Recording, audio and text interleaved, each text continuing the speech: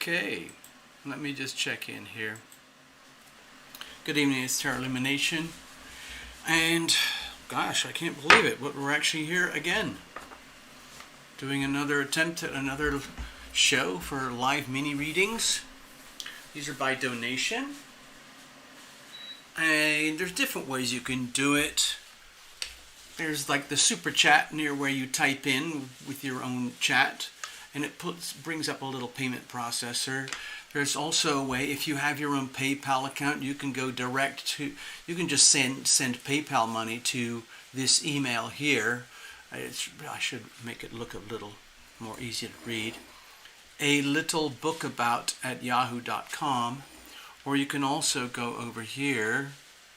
There's this, this is probably one of the best ways because YouTube takes about 30% of the super chat, whereas if you donate through tarotlumination.com or PayPal, then it all comes to Tarot Lumination. So there you go. Good evening. This is Tarot Lumination. Let me just, we're just firing up, getting things sorted and organized. It's a miracle we are here at all, isn't it? That we can do any of this at all. I gotta check in with a few things. Hello, Lioness Sharona. Lioness Sharona. I'm Lioness Sharona, dear Lioness Sharona. I'm old enough to remember a song called My Sharona. Well, it's actually My Sharona. Like the way they would spelled it when I was a kid was like Sharona. But when I look at your name, Sharona, it sounds very similar to Sharona. And there was this pop song, and it was called, who was it by? I can't remember the band.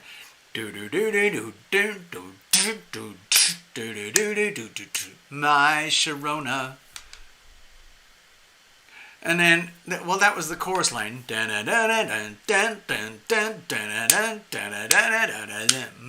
Sharona. So there you go. Anyway, good evening and welcome, Lioness. We might have a couple other people show up. We'll see.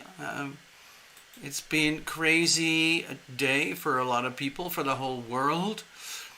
From what I can tell, well, all I have to do is look at the charts, and I can already see that it's pretty much destined to be a kind of an extreme day in one form or another, depending on who you are and where you are, depending on your personal astrology. There's an extremely there's a lot of power piled up in the Taurus sector right now. Sun, Uranus, Venus, and Mercury are all pretty tight there in Taurus. And that was just opposed the other day, yesterday by the Scorpio moon. So that was a lot of fun. It tends to bring to the surface whatever needs to be brought to the surface. You know, on this channel we reveal it to heal it. So I don't know about you, but I'm dealing with my own version of the same thing. Oh, wow. Hello, Mr. Ross. The address. Oh, yeah, there's something else happening right now. There's some kind of big speech by this guy, Joe. And he's not my guy. I didn't vote for that guy, but apparently he's doing some kind of big, important speech. And the whole of Washington is locked down, apparently. You know, military, security, barricades, or whatever. Hello. Don't worry, Mr. Ross. I actually owe you one anyway. Cheers.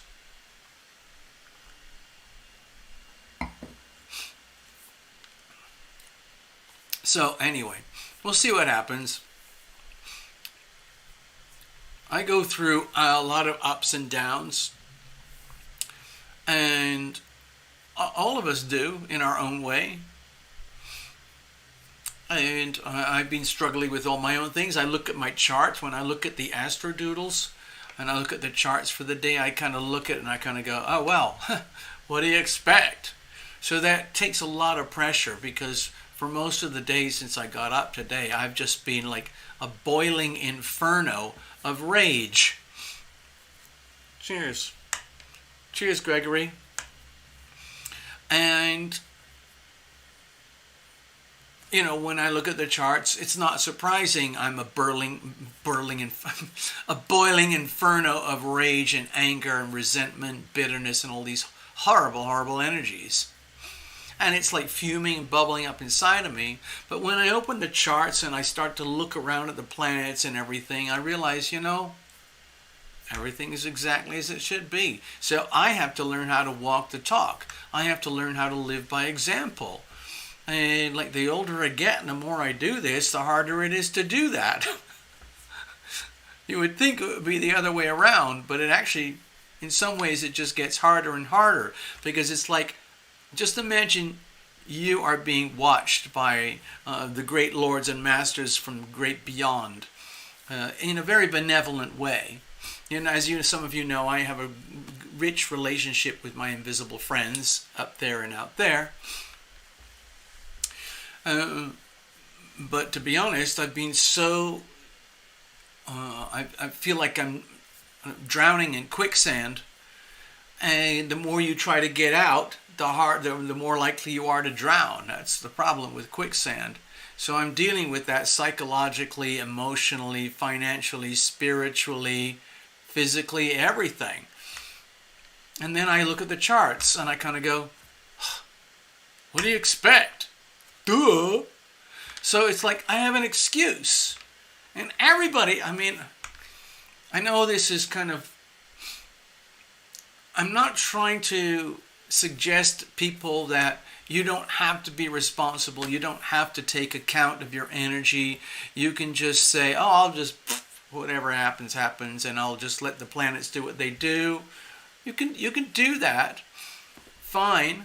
Personally, what I like to do is I try to tap into the energy field of the planet. So even if it looks like it's really challenging, which for me personally it is right now, there's a way to navigate. Okay? There is a way. It might be hard, and it might take work to figure it out and understand what does it all mean. Where am I coming from? Where am I going? What does all this stuff mean? But an energy flows where attention goes. If you decide, like, you know what, I want to deal with my life. I want to be responsible for me. I want to be the best person I can be. So I'm trying to talk on your behalf too. I'm sure all of you would love to be the best person that you could be. I've learned over the very long term that one of the best ways to do that is to take a note of what's going on out there in the solar system with our Western astrology, like with the Sun, Moon, Mercury, Venus, Mars, Jupiter, Saturn, Uranus, Neptune, and Pluto. All those orbiting orbs, hello Ivona, they work in a massive, incredibly powerful, energetic, magnetic energy field. And it's perfect. Mercury and Venus orbit around the sun. The third rock from the sun is Earth. Earth orbits around. And then there's Mars, and then there's Sun, Moon, Mercury, Venus. Sorry, we did Venus, okay, and Mars. Jupiter and Saturn, we can see those. You can track those in the sky. Last night I had this incredible dream where I was out in the middle of the wilderness in the deserts, and there was no pollution. The air was comfortable. I was somehow living in this beautiful, like, nature retreat campsite or something. It was luscious, green in some areas, rocky and mountainous in other areas, and frightening deserts and plateaus and and all sorts of different terrains, like you would see like in a, I don't know, Lord of the Rings movie. But I felt totally guided and totally protected, and when I would look up at the sky, it was just this magnificent display of stars and planets just doing what they do. And it's just gravity. It's just gravity. The reason the Earth rotates around the sun in such a highly precise and highly predictable pattern is pure physics. It's just pure physics. That's all it is, okay? And it's perfectly balanced. Anyway, hello, Love Triper. So, let me go over here a second. And normally I do an astrodoodle. Hello, Karen. Good evening. We're doing another evening of random mini tarot readings by donation, please. Thank you very much. The other night, the show imploded, collapsed. All the computers and the internet and everything went down simultaneously. I don't know how it happened. I've given up trying to figure it out. But we did readings for Melissa Lawrence, and we also had bookings for Indigo Williams, Mr. Gregory Ross, and we had a donation from Queen of Water. Thank you very much. Queen of Water, that you're over there in Australia, and it is down near you in Melbourne. It is already Friday. Karen is over there in New Zealand. Hello, Karen. Hello, Maria. Maria, you donated by website. You need a mini reading. I might be away from the computer, so I might have to look at it later in recording. No problems. All right. Let's have a look here. So, Maria, we got you. Okay. I'm just going to put Queen Water over here as a thank you donation. Thank you very much. I'm going to try and catch up with leftovers from the other night. And we'll do a little like quickie mini for Indigo and for Gregory. And then we'll go for Maria. And if anyone else needs a reading, just please donate something. Thank you very much. Sorry, I'm having some of my beverages.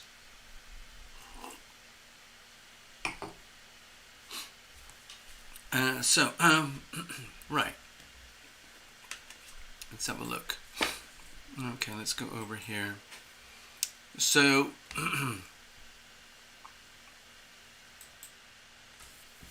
I know you're not supposed to focus on the negative, but we all do. in some way or form or another. All of us. And I'm an expert at it. I'm the absolute expert at it. And so I feel like I have to work extra hard to make sure I flip it around and turn it around and focus on the good stuff. You know, I'm a very lucky man. I'm a very wealthy man. I'm a very happy man. I'm a very blessed man. Truly, these are facts. Each of those in my own way. And you could say that to yourself too. You're a very lucky person. You're a very wealthy person. You're a very happy person. You're a very blessed person. If you say that and you recite that to yourself over and over again, guess what happens? You start to literally, it's like brainwashing yourself. You start to brainwash yourself like, wow, that was lucky. Wow, I feel rich. I don't feel too bad. In fact, I could even say I feel happy. To take that to the next level, it's like blessed. I'm truly blessed. And you start to get little tiny nuggets, little glimpses. And that is affirmation that the self-brainwashing process is actually working. And once it starts working, you got to keep feeding that thing. It's so easy to forget. Because then you slide back into things like, oh my God, I'm so screwed. All these people are messing up my life. If this, if only that, if only those people, if only I was born this way, if only I was born that way, and all the horrible things that happened to me, and it just goes on. Have you ever heard about how bad things are for me? Well, let me tell you.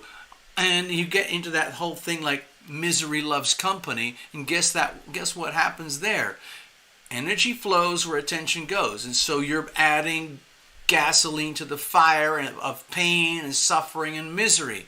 And we all know misery loves company, and you start drawing miserable people to you who have their own dynamics of misery and hell and pain and suffering. Do you really want that? Do you deserve that? If you keep going in that direction, you start to get to this point where that's your whole identity. Your whole life, your whole existence, your whole sense of selfhood is defined by all the horrible things that have happened to you. And you could write a history book about my life, all the horrible things that happened to me, all about me. So anyway, I'm trying to flip it around. Thank you, Love Triber. Happiness is the party.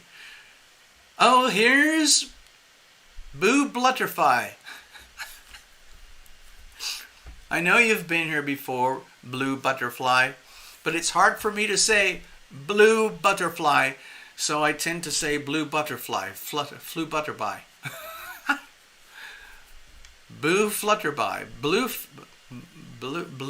Blue. Excuse me, I'm sorry. Boo Blutterfly. That's the one that keeps going in my brain. How do you stop that? Anyway, yeah. So, here I am. I have this little channel, and I'm trying to keep it going. And there's all sorts of other things in life too. Like each one of you, for example, who's watching, you have things like bills to pay, chores to do, friends and family to deal with, enemies and nasty people to deal with, finances. It could be the horrors, the 5 horrors of finance, credit cards, mortgages, car payments, college loans, and healthcare. You might be dealing with those in any arrangement. You could be dealing with hideous health issues. Whatever it is, there's going to be problems somewhere. All over. I'm not a traditional healer. I'm not a traditional doctor. I tried to go to medical school when I was a kid, and everybody thought I would be a great doctor. The truth is, the way my brain's wired, it just never happened. I was my own worst enemy. So there you go. Hello, blue butterfly. I can't even say it when I try to say it. Blue butterfly. Ow. All right. Let's wait a minute. All right. So we've already got a few people lined up. So why don't we just dive into it? Let me just do a couple of notes about the Astrodoodle. I don't even.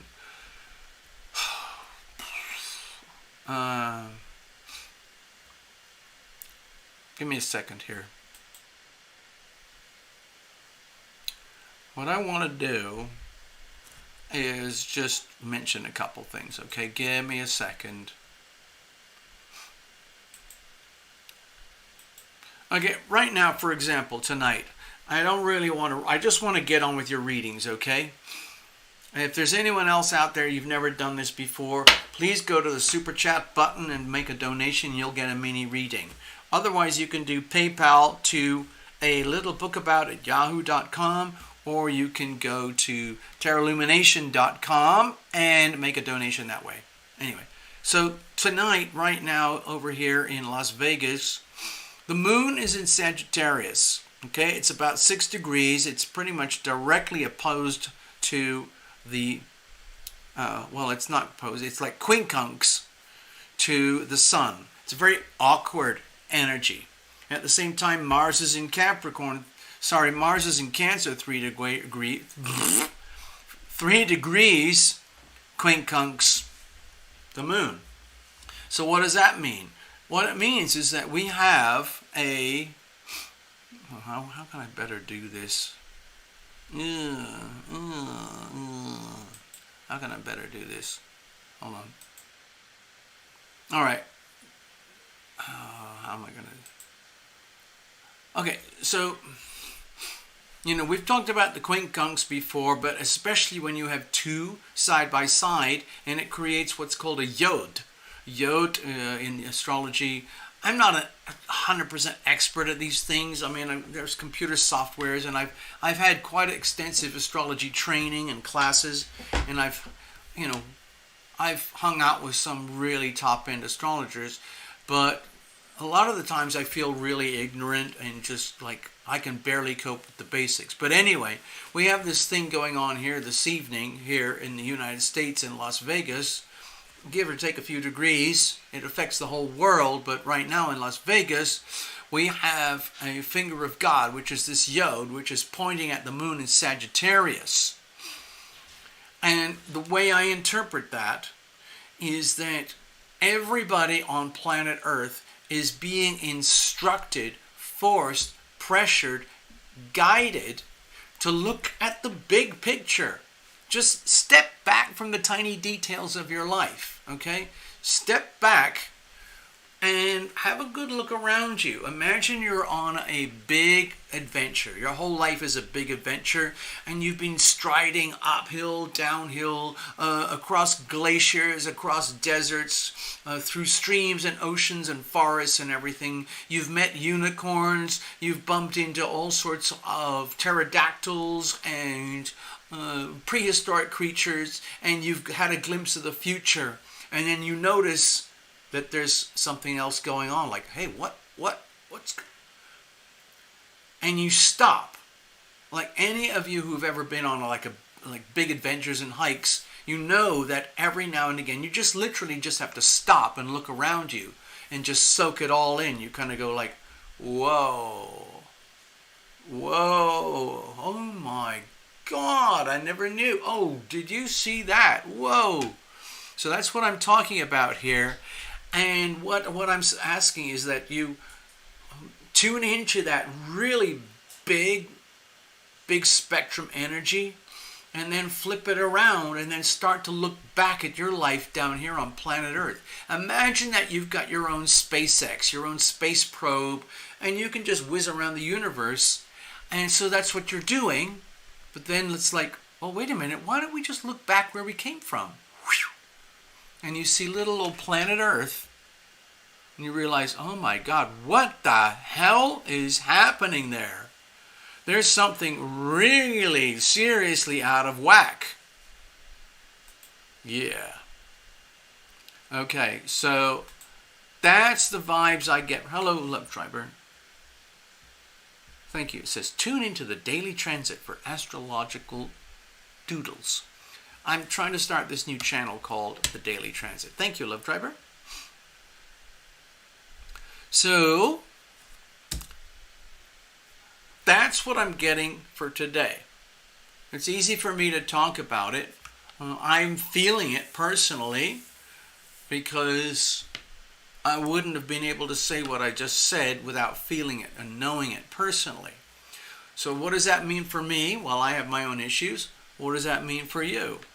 Can you imagine that you're just some sort of like amazing bird-like creature and you're going to fly off way up into the high altitudes of the mountains on your own? You know, just leave little fragments of the world behind you and just give yourself a break. And then flip around and turn back and look around.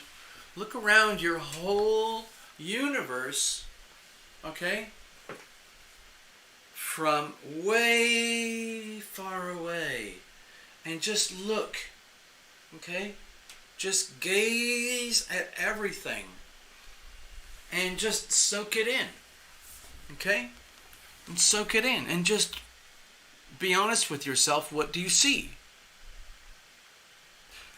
In my personal world, I'm seeing a lot of opposition. I'm seeing a lot of interest and focus on money. And I'm this is partly personal, but also I'm seeing that for the whole planet. We've got Sun, Uranus, Venus, and Mercury all piled up there in Taurus. So I can't help but think of money and value systems. And, you know, for everyone else who's not watching this channel, it wouldn't have, whatever we're doing here, whatever I'm saying here, wouldn't have really any meaning or consequence anyway. But for any of us who are here right now, I would suggest, you know, maybe just taking a glimpse at your life and your world. Like, what are your belief systems? What are your values? What is really, truly, genuinely valuable to you? Okay? And just figure out what that is. And pay attention after you've asked that question, like, well, like, what is it that I really value? What are the things that are most valuable in my life, in my world right now? And where is that all being challenged? Because my personal view is that we as humanity are all being forced and pressured to understand and accept a totalitarian, fraudulent, evil, monstrous belief system, controlled and operated by a small number of elites. That's what I'm sensing. And there's plenty of more people like me too. So what are you sensing? Are you sensing an aberration in your life, in your world? Have you been content just going along with the status quo, thinking like, oh, it's okay, work was okay today, relationships are okay, finances, health, okay, friends, families, siblings, brothers, housing, my creativity, my health, my whatever. Okay, so if that's okay for you, fine. But the chances are there's going to be some sector in your life, especially wherever it is like 10 or 12 degrees Taurus in your chart, somewhere there, or 26 degrees Capricorn in your chart, somewhere there, or about 10 degrees Aquarius in your chart. I guarantee if we did a private reading, I would find the trigger points and the hot spots where there is a lot of either incongruity or pain or suffering or deep fragilities in your life. I'm not trying to scare you. No. I wouldn't do that. No. But anyway, I'm just kind of giving you my opinions. Hello, Chloe. Chloe Bream. Chloe Bream, are you British? You sound very British to me. Perhaps a New Zealander, perhaps an Aussie? I don't know. Please enlighten us. Chloe Bream. Anyway, let's get started. I'm going to start with Indigo, and then Gregory, and then Maria. All right?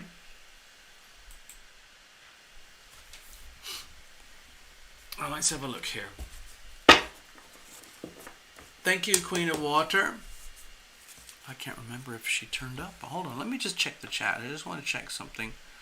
Because Queen of Water is over there in Melbourne, Australia. And who knows whether she's going to get the notifications.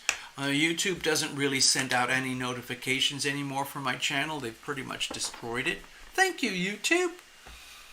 I had a lot of subscribers and it was growing in a nice direction. Anyway, shut up, TL. Stop moaning and groaning. Just deal with the now. Live in the now. All right, Indigo. You're gonna, even if you're not here, you're gonna get a mini reading anyway, okay? And you'll catch it later. Okay?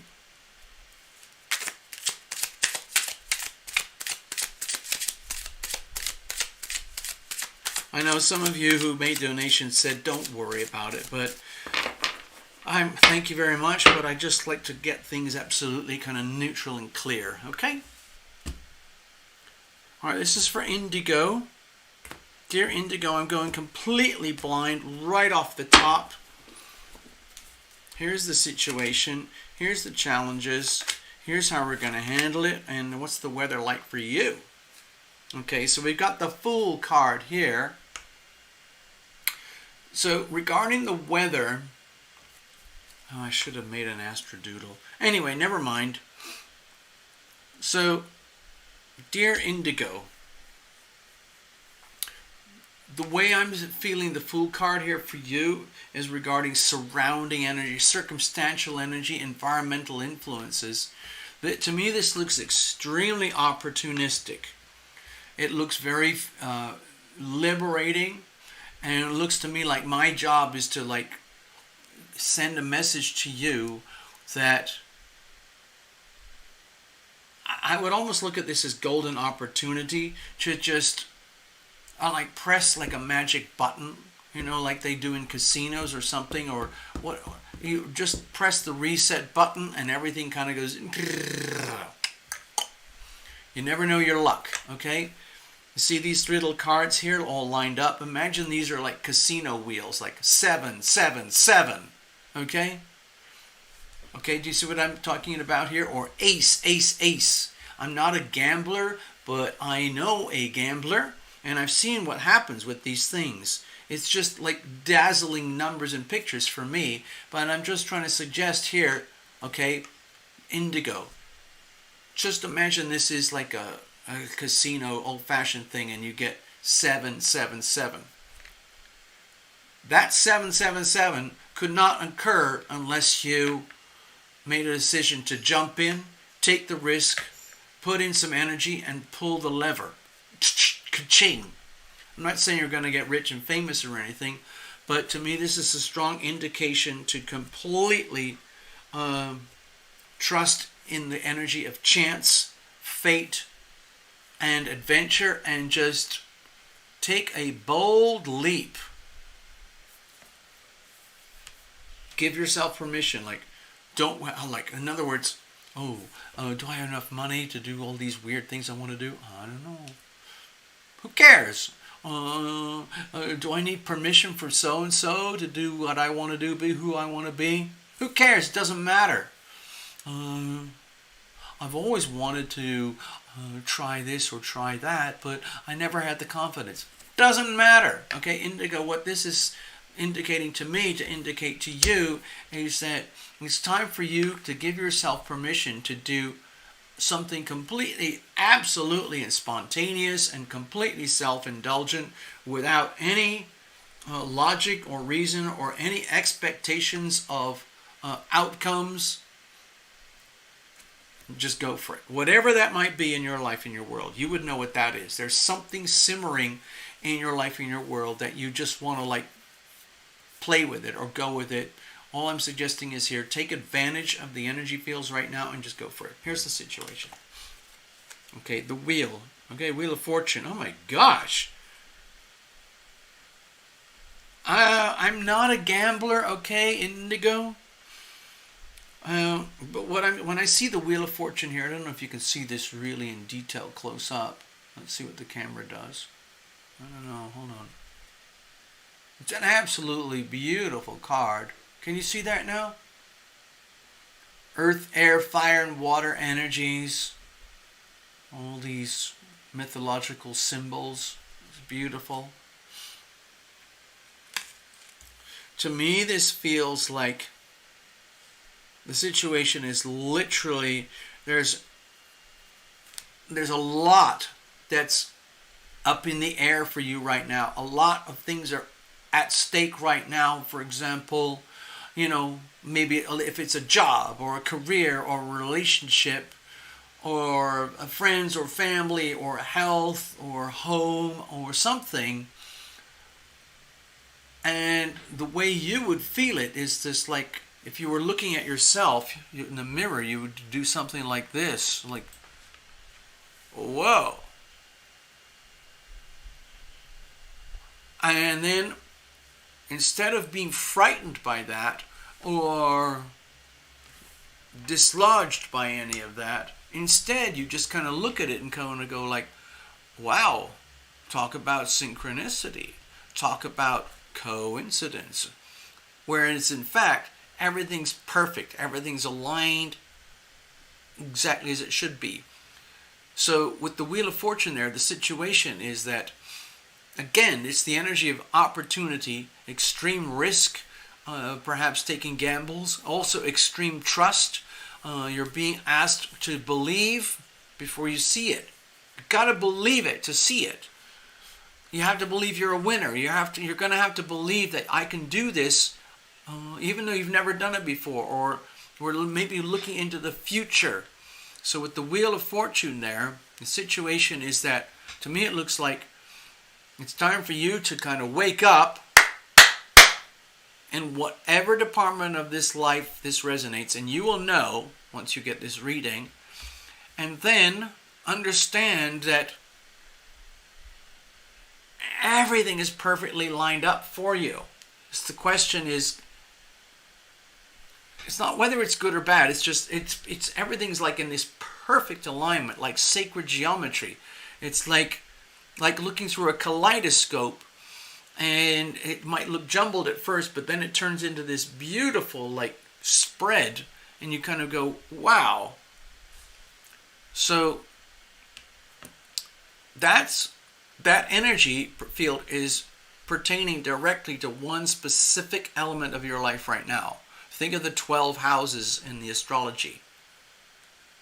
First house of self, seventh house of relationship, fourth house of home and family and foundations, 10th house of career, destiny, and so on. Where is this affecting you in your life? Okay? What are the problems here? Well, I can imagine a lot without even looking at the card. Okay, this looks to me, okay, this is the Queen of Pentacles. I don't know if you can see this. Let's have a look, see if the camera will grab it. Oh, I guess not. Anyway, she's magnificent. She's in her power. You could call this a woman of substance. Queen of Pentacles knows and understands everything about the energy fields of abundance, the energy field of wealth, the energy field of good money, honest money, associated with talents, gifts, and resources.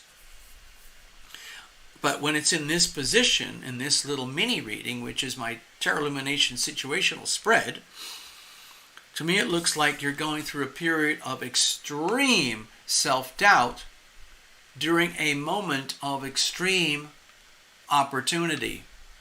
Complete wide open spaces. Wide open spaces need room to make a big mistake. So the thing is, like with wide open spaces, that was an old Dixie Chicks song from, 20 years ago or something.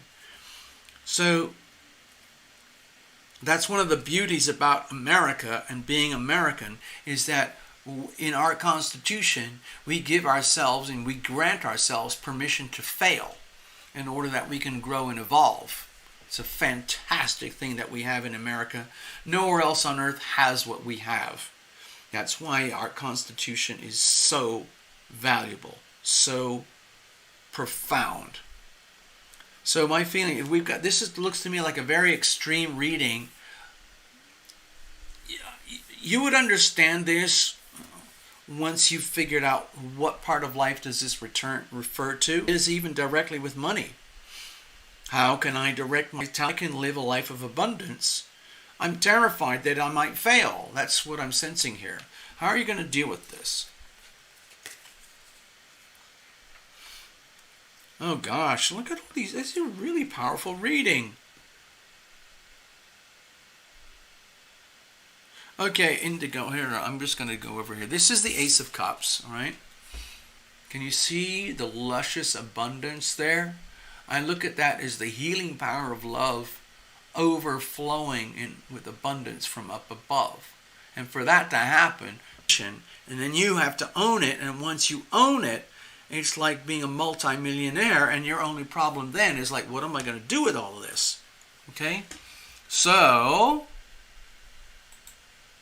in my personal view, the solution to whatever is frightening for you, whatever is holding you back from like grabbing your destiny or tuning into your talents or optimizing your talents, whatever that might be, the healing arts, a home, a job, or whatever it is, a relationship, whatever it is, and you want things to work out in a way that are good and wholesome and honest, the way we do that, we go absolutely back to basics.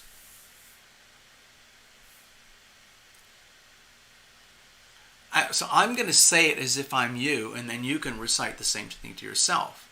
Okay? I ask for the healing power of love to fill my body from up above. I ask for the healing power of love to fill my mind from up above. I ask for the healing power of love to fill my heart from up above. I ask for the healing power of love to fill my soul from up above. I ask for the healing power of love to fill my relationships from up above. I ask for the healing power of love to fill my loved ones from up above, even if there's one in particular. I ask for the healing power of love to fill my home from up above. I ask for the healing power of love to fill my life from up above. Okay? So what I would recommend with the Ace of Cups in this reading is that you literally recite this to yourself like a mantra. Just what I spoke there. Say it once through, like rehearse it and then say it, or say it along with this video. And then once it's done, click pause and say to yourself or say to the universe, so it is spoken, so it is done. That's like embedding new code into the universe in a way that's going to bounce back and work for you.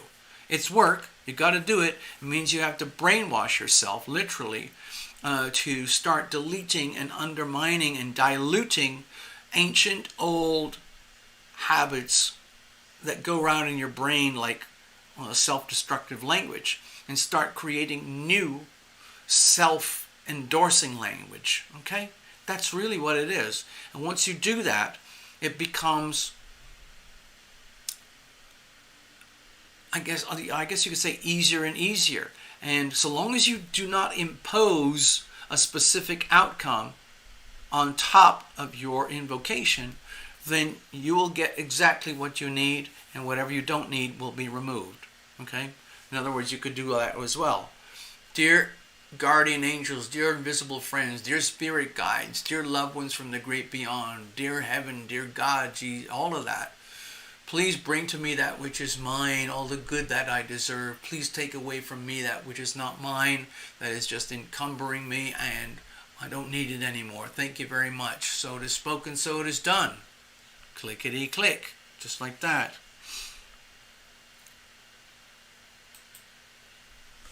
I hope that helps you, Indigo. I don't have to know the details of the issue that you're facing here, but it's obviously a big deal for you. This is the solution, okay?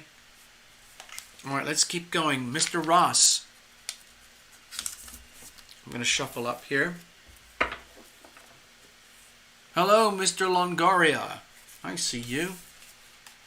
Thanks for stopping by.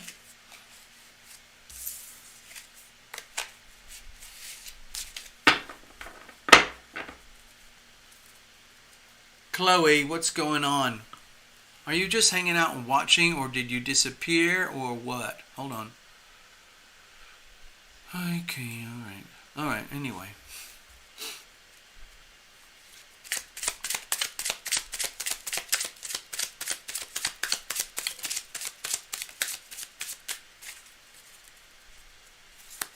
Uh-oh. Uh-oh, I saw that. I don't know how that got that way around. Luckily, we spotted it while we're shuffling. Let me just triple check everything here. I think we're good. I think we're pretty good, yeah. Okay. That's enough to keep us rolling. Mr. Ross, you're up. I'm going to try and do this quickly, efficiently.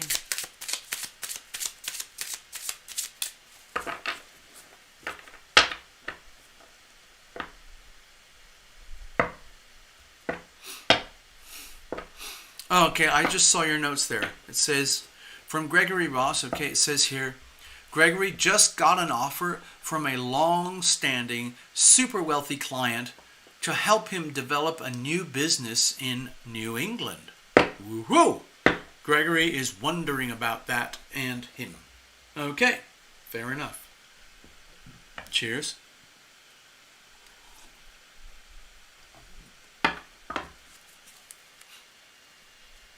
Let's have a look. Let's see what comes up.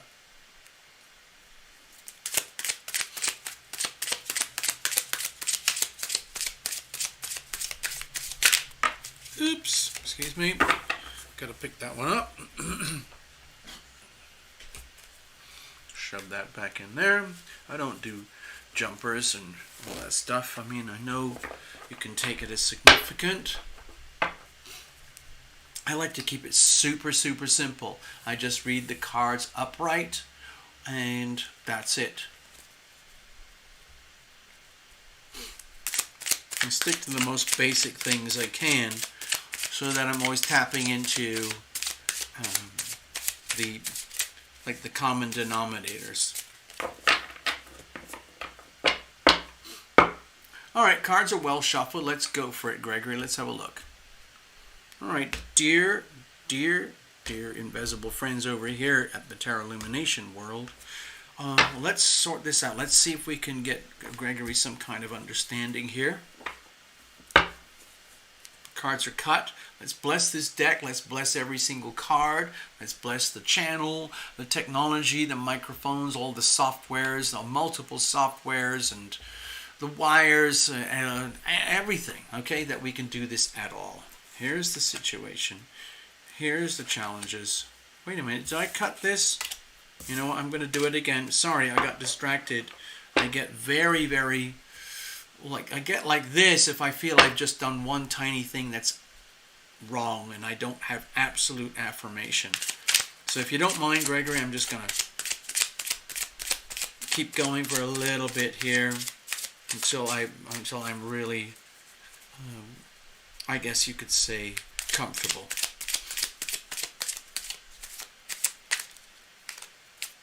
Okay.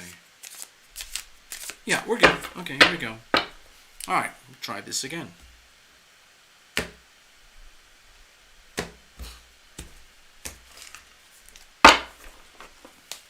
Here's the situation about this fellow. Here's the challenges about this situation and this fellow. Here's how we're going to deal with it with this situation and this fellow. And what's the weather like? So, you know, I like to refer to the astrology at the time. So let's have a look. You've got the Ace of Cups. Okay, so Ace of Cups again, but it's in a very different position, in a very different reading. So my feeling is that with the Ace of Cups here, for you, Gregory, like, the way this works, or the only way this can work, is from the most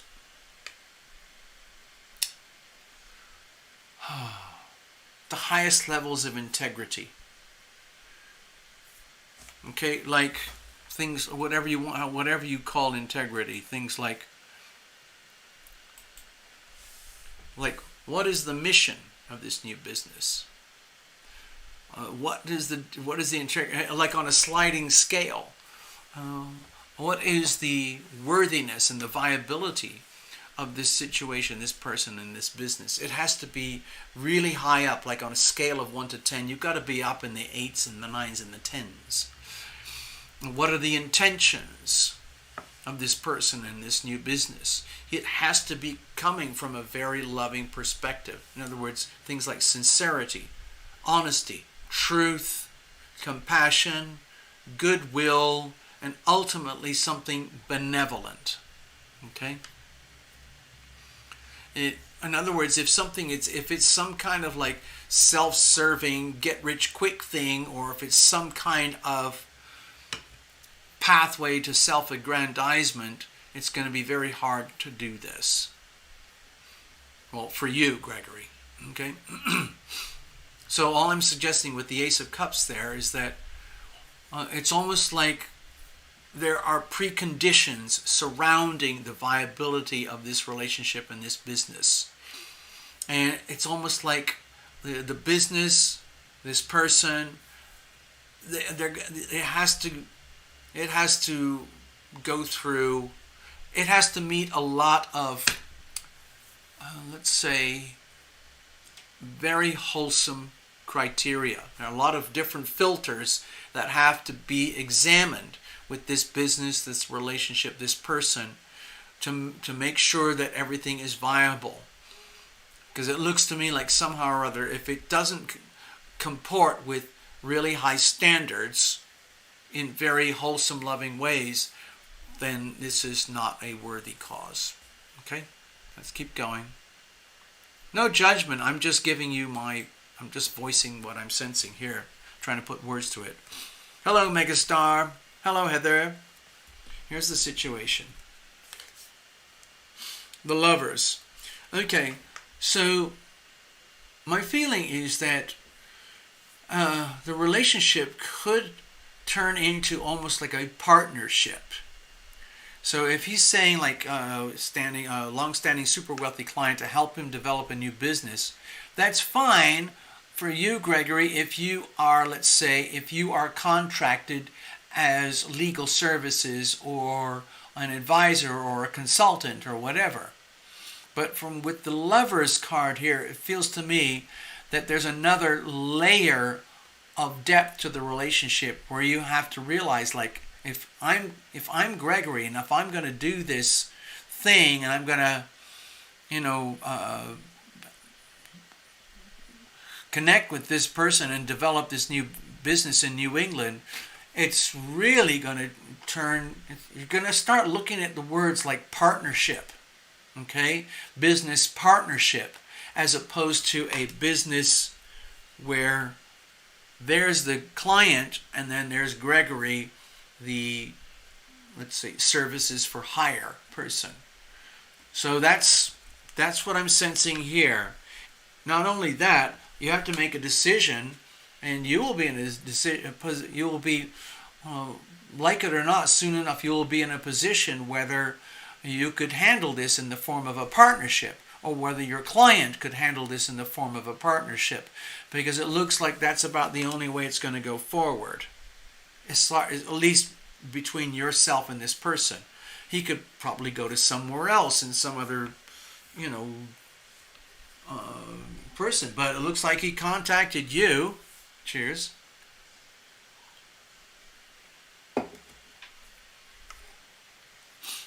Let's have a look. What's the problem here? Okay, to me, I'm picking this up very quickly, Gregory. To me, it looks like with the Queen of Swords here, what you might be facing is that if you, Gregory, come to a conclusion that despite all the goodwill or whatever the best intentions are for this business with this client, where if it does not comport with you to the very high standards that are required for this thing to work, or for you to engage in a partnership or to help the other person develop this thing, it's the fear of divorce. In other words, oh my God, what happens if I say no to this guy and I'm looking at the business, I don't think I can help you? Does that mean I'm going to lose this person as a long-term super wealthy client forever because I am recusing myself from the opportunity to develop the business with the client? It's a male client, so with him, so I'll say with him. So it looks to me like it's a little bit awkward, and it kind of leaves you in this position where, like, hey, yeah, dear client, pretend I'm Gregory now. Dear client, okay, let's do some, before we do anything else, okay, Gregory, here's one thing, what I'm sensing right now. Before anything else, to do this, there needs to be some kind of non-disclosure agreement up front, and some kind of, what's the other thing, like a disclaimer up front, and some kind of protection clause up front before you guys do anything. Okay? In other words, once your client divulges the details in the inner workings of this new venture, you are going to be privy to some potentially valuable information or connections or relationships which now are sitting in your lap, and that's potentially valuable. And let's just say after examining the business and the relationship, you, Gregory, decide, like, I don't think I can do this, I don't think I can help, then you are protected right from the beginning. So in other words, if you decide, I can't do this, I really wish I could, I see what you're talking about, I get it, but it's not going to work for me, and you have your protections in advance, your disclaimer, your non-disclosure agreement, and your intellectual property rights. All of those need to be set up and protected in advance, so that if it does not work out, if you, Gregory, decide, like, I've looked at everything and I can't do this, so I'm going to activate my right to withdraw or recuse myself from this, and I will wish you the best, and no harm will come to the client from you recusing yourself, and there will be no disrespect to the client, because my feeling is, like, if you go forward in this thing, like, as comrades, as brothers, as friends, with like loose agreement, or loose or unattended aspects to the agreement, if something does go wrong, it could backfire on you. Okay, and you, of all people, Gregory, would know that that's not acceptable. So, hopefully without causing any offense to the client, or dissociating the client, or making the client feel like, oh, I don't want to do it. If you're going to be like that, Gregory, like, I don't want that. So, I'm sorry, Gregory. I just wanted some advice. I just wanted some help. But it needs to be very clear up front. If you're going to help this super wealthy client develop a new business, it's going to be done right from the very, very get-go. And there's going to be disclosures of information, intellectual property, knowledge, wisdom, intentions, a business plan, money, all these kinds of things, and it's a big deal. And if the relationship is entered in a way that's informal, or let's say sloppy or undefined, that's unacceptable. Okay, that could lead to a really bad backfire. And so, without offending the client, it's really important that you protect yourself, okay? I hope that helps.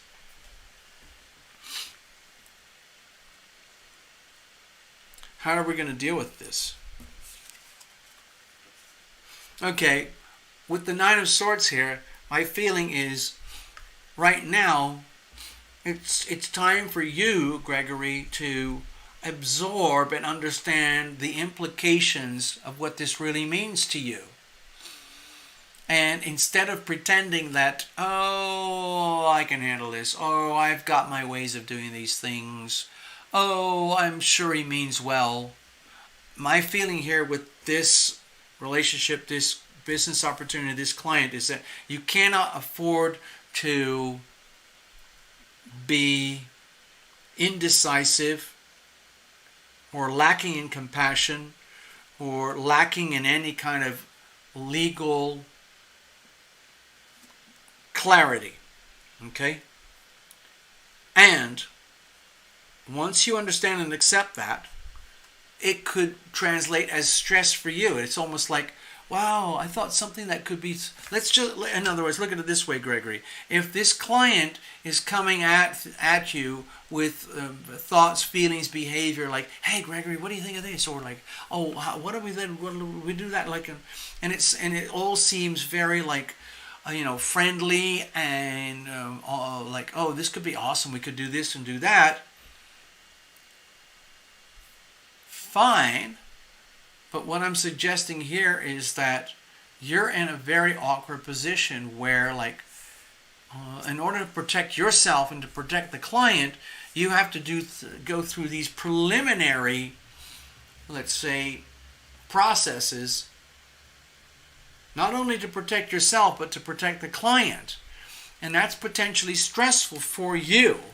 It's potentially stressful for the client, because if this thing goes forward without any kind of legal clarity or structure from the very, very beginning, it has a very of, let's say, becoming discombobulated.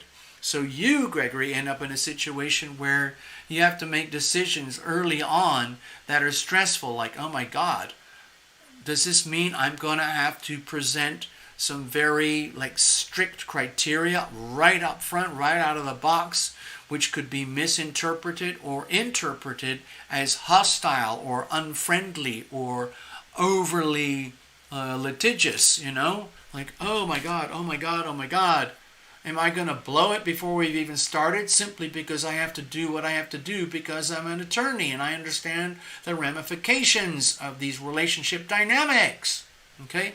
So with the Nine of Swords here, my feeling is, right now, the best thing to do with this is to let every single stress factor come to the surface so that you can identify it. You've got to reveal it to heal it. You've got to find out very quickly, very early on, what are the criteria, what are the elements of this business, this package, before you get too deep into it. Because if you do get deep into it, you need to have very strict, very well crafted, very well drafted legal understandings, okay?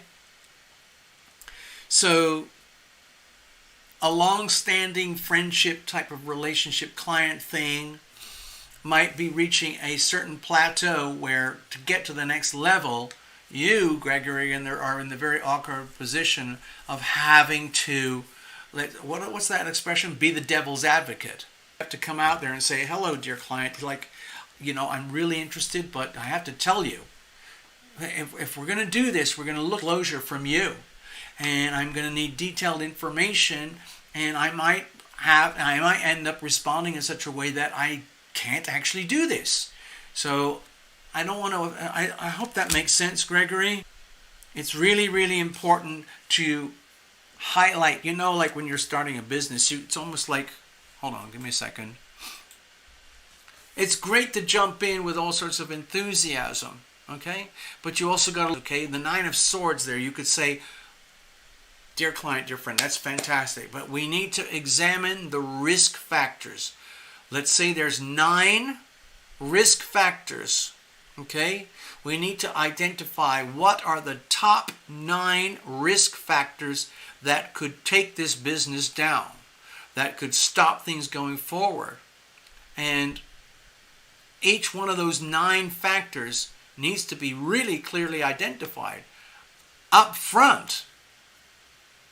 Because if you just bulldoze forward with naivety and enthusiasm and, let's just say, sloppy relationships, you're guaranteed to run into some kind of major glitch, okay? So, it's a tough reading, Gregory, but I know you understand. You can handle it. I'm not saying anything good or bad is coming out of it, but at least we get some clarity about what's happening right now, okay? Thank you so much. Next up, Maria. All right, I got to shuffle up here. Maria, you're up next. Hello, Megastar. Did I say hello? Hi. Let's have a look here. Got to shuffle it up.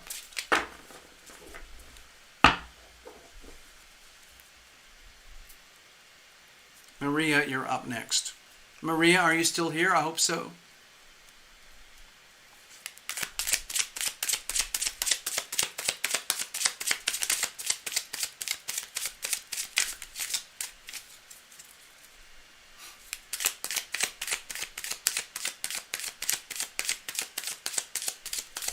Career advice, please, from Maria.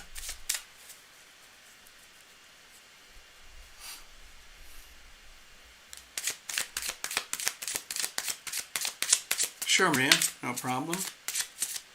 What kind of messages do we have here tonight from Maria regarding the subject of career? Career is a big subject. 10th house, think of that as the 10th house in your astrology, your destiny.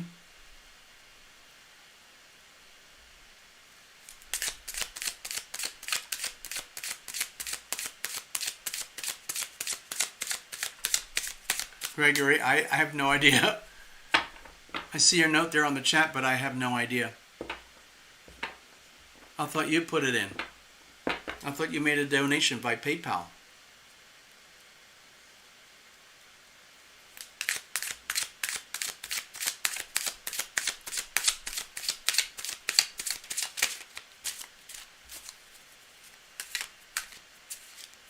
I'm doing big chunky spreads and cuts right now.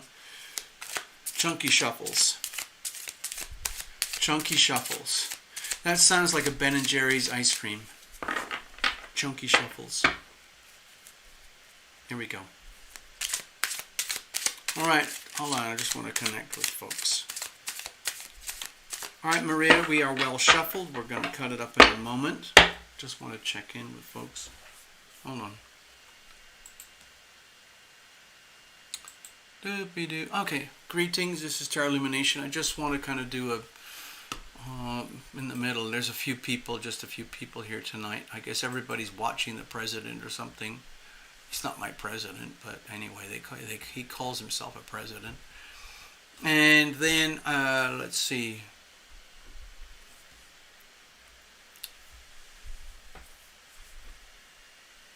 Okay, yeah, I just wanted to check in. So, if there's anyone out there watching and you've never had a live mini reading before, this is a great time to start. Different ways to do it: by donation. You can do super chat, which is that little box right below where you're typing in the chat. You can go to tarotlumination.com and click the donate button and go from there.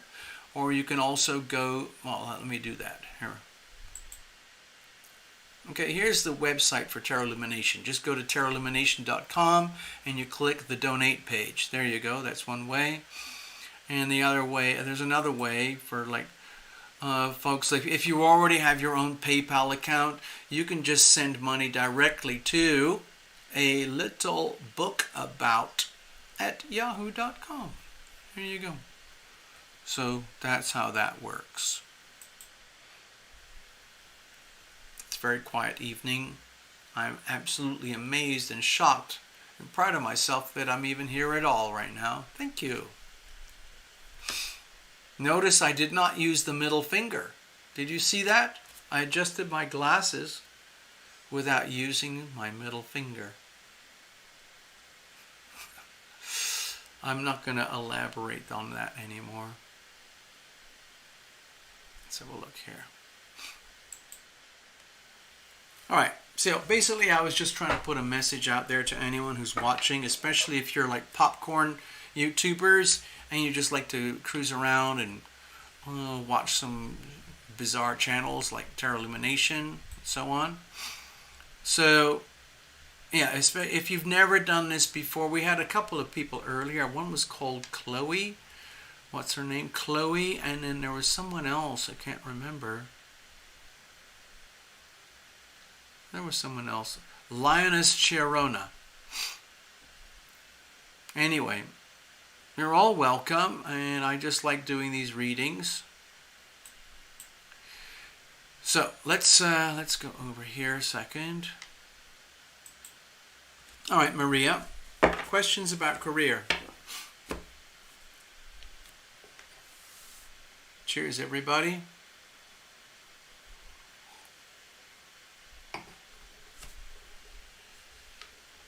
Wait a minute, did Karen show? I thought I saw Karen earlier. Karen Clark in New Zealand. Yo, I see you. Hello, Ivona. Ivona, it's hard to describe how much cat fur I've had to clean up recently, but there you go. That's what happens with cats. All right, Maria, questions about career.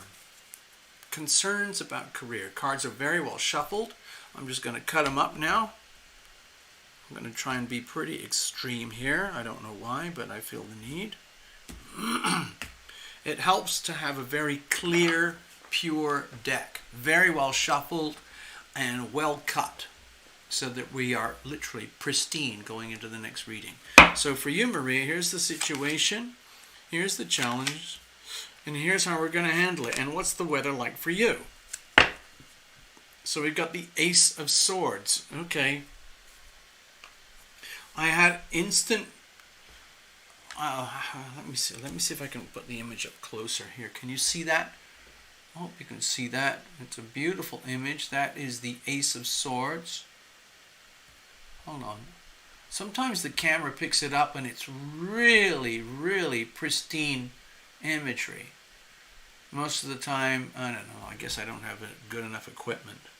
Anyway, with the Ace of Swords here, well, first of all, because it's an ace, it's the energy of sacred opportunity. So, regarding the subject of career, you might actually be dealing with sacred opportunity. So, if like, for example, if the career has anything to do with the law, or writing, or the internet, or something to do with information, or administration, or bureaucracy, and did I say legal matters or something like that? It could be anything, something along those lines, where we're talking about new starts and new beginnings, okay? New starts. This is a card of sacred opportunity. So it's kind of interesting, Maria, that, please don't tell me anything, because I'm doing a blind reading at the moment, and I love doing the blinds. If you want to contribute notes, that's fine, but I really enjoy going completely blind, and then you can reinterpret how you want. But with the Ace of Swords here, it's very much to do with communications, writing, law, I don't know, internet, justice. So I also feel like, I don't know what your credentials are, Maria, but it would be also, it feels like whatever you're looking at with this career matter, it's very much in alignment with your natural gifts that are already there, pre-existing. And so it's a question of, to me it almost feels like this is a lucky break. Whether you're going to cash in on it, whether it's going to work out or not, that's another thing. But it looks like there's like a high degree of synchronicity going on here.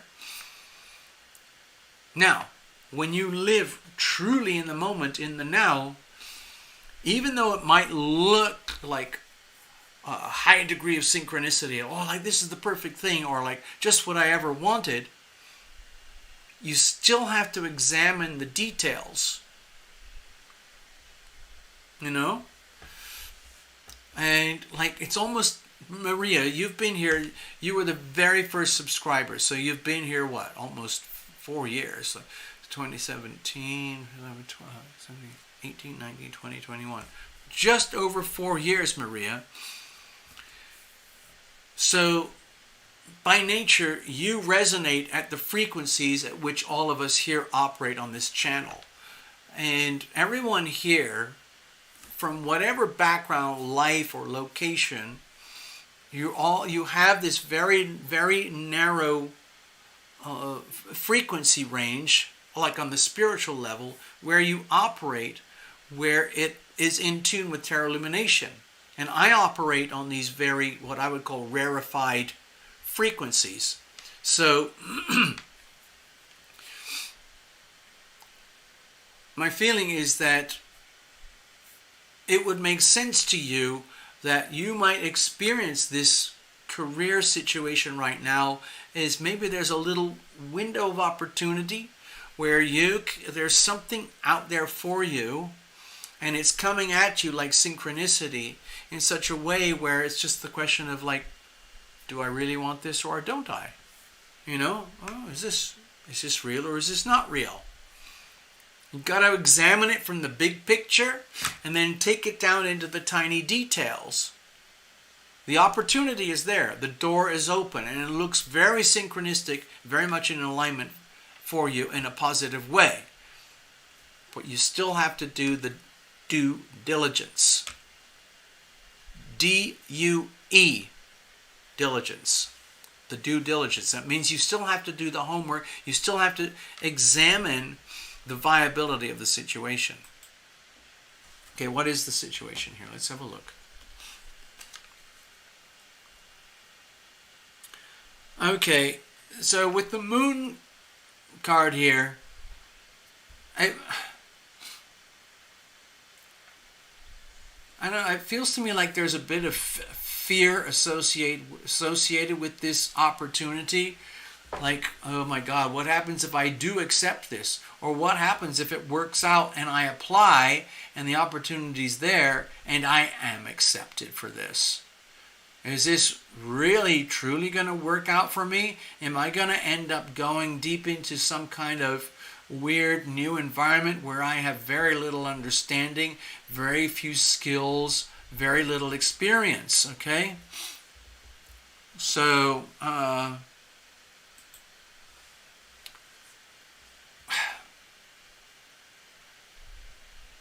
to me, it feels like it's almost like you've got something lined up already.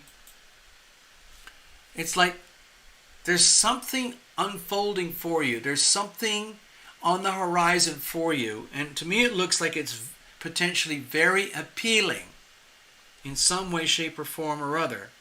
But the situation is actually kind of disturbing or unsettling because if it is a new opportunity from one lifestyle package deal into a new lifestyle package deal, or saying goodbye to an old career to say hello to a new career, that means you are traversing across a land of uncertainty to go from the known into the world of the unknown. To me, it looks like, well, okay, sure. Maybe there is some kind of golden opportunity. Maybe there is something that seems very synchronistic and very well matched for you, Maria. On the other hand, accepting the absolute reality of what does this really mean for you in your life, in your world, that's a whole other thing. Like, oh wow, this is great. This looks amazing. Wow. And then you realize, like, oh my God, it's actually quite serious. What are the implications? What are the short-term implications, the midterm and the long-term implications? Because we're looking deep into the future here, okay? And tarot illumination is not a fortune teller. All I can do is shed light on a situation, you know, and help you to be the better version of you. So let's just accept that there is fear associated with the unknown, fear of the unknown. Especially if you are attracted to any kind of new career opportunities. What's the challenges here? What's the problem here? Five of Wands. Okay, so to me, this is a card of competition, adventure, challenge, facing up to whatever needs to be faced, but it's done in a very benevolent, let's say, sportsman-like, sportsperson, sportswoman's way, where you, Maria, are having extreme doubts. Like, let's say this is a really good opportunity. It's just out there. It's sort of floating around, and yeah, you could do this, but actually doing it means a huge leap into the unknown, having to, it's scary, okay? And then deep down, the real problem is like doubting yourself. Are you going to be able to handle the pressure or competition from other people who might be, let's say there's an amazing situation that's starting to appear for you, and you're perfect for that situation, but because the way the world is what it is, there's competition. And maybe there's some other people out there who are very well suited to the career opportunity just as well as you are. And then you get into the details of differentiation, like, oh my God. So if you're it looks to me like with the Five of Wands, you would be really scared about the competition. Really scared, like, oh my God, I'm really, really good at who I am and what I do, and I'm a perfect fit for this job. But what happens if there's other people out there who are like smarter and who will work for less money, and so on, which makes you like a marginal contender for the opportunity. Oh no, oh no, oh no. Do you have the strength and the skills to be able to win out over the competition? That's a very understandable fear.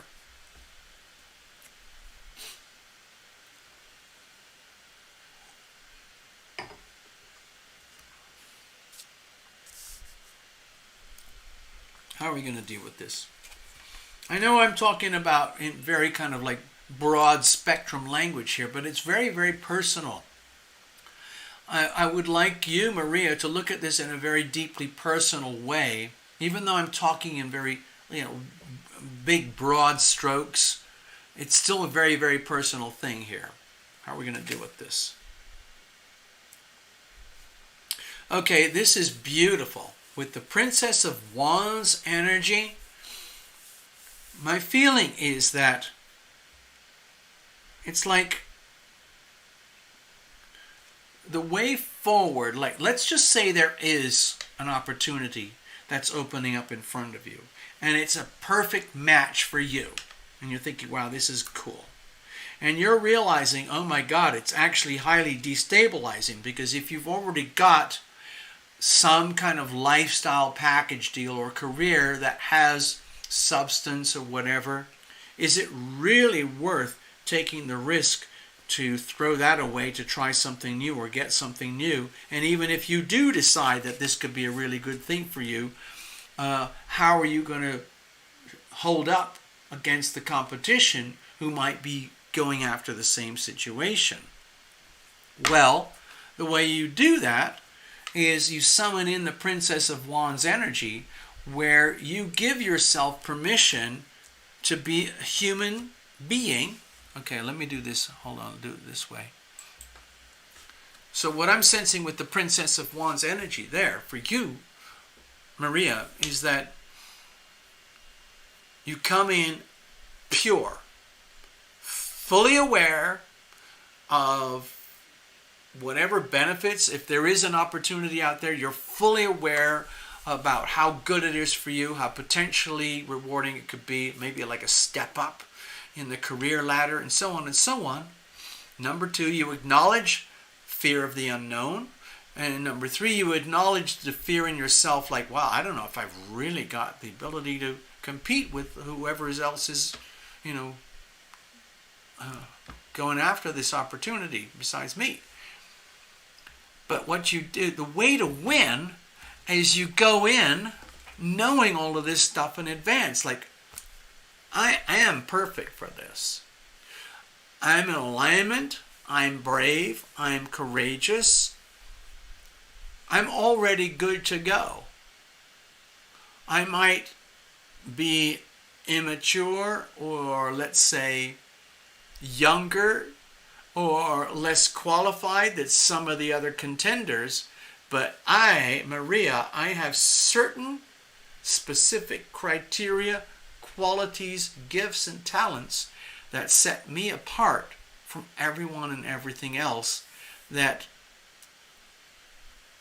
the other people on the other side of the equation of career, in other words, there's you, Maria, considering career opportunities, career situations, career moves. That's going to involve other people. And so my feeling is that for this to work, let's say you do pursue a career opportunity, no matter how scary, no matter what the competition is like, you go forward from a sense of self-respect, dignity, honor, passion, conviction. Did I say compassion? Yeah. Bring love to the situation, leading with compassion.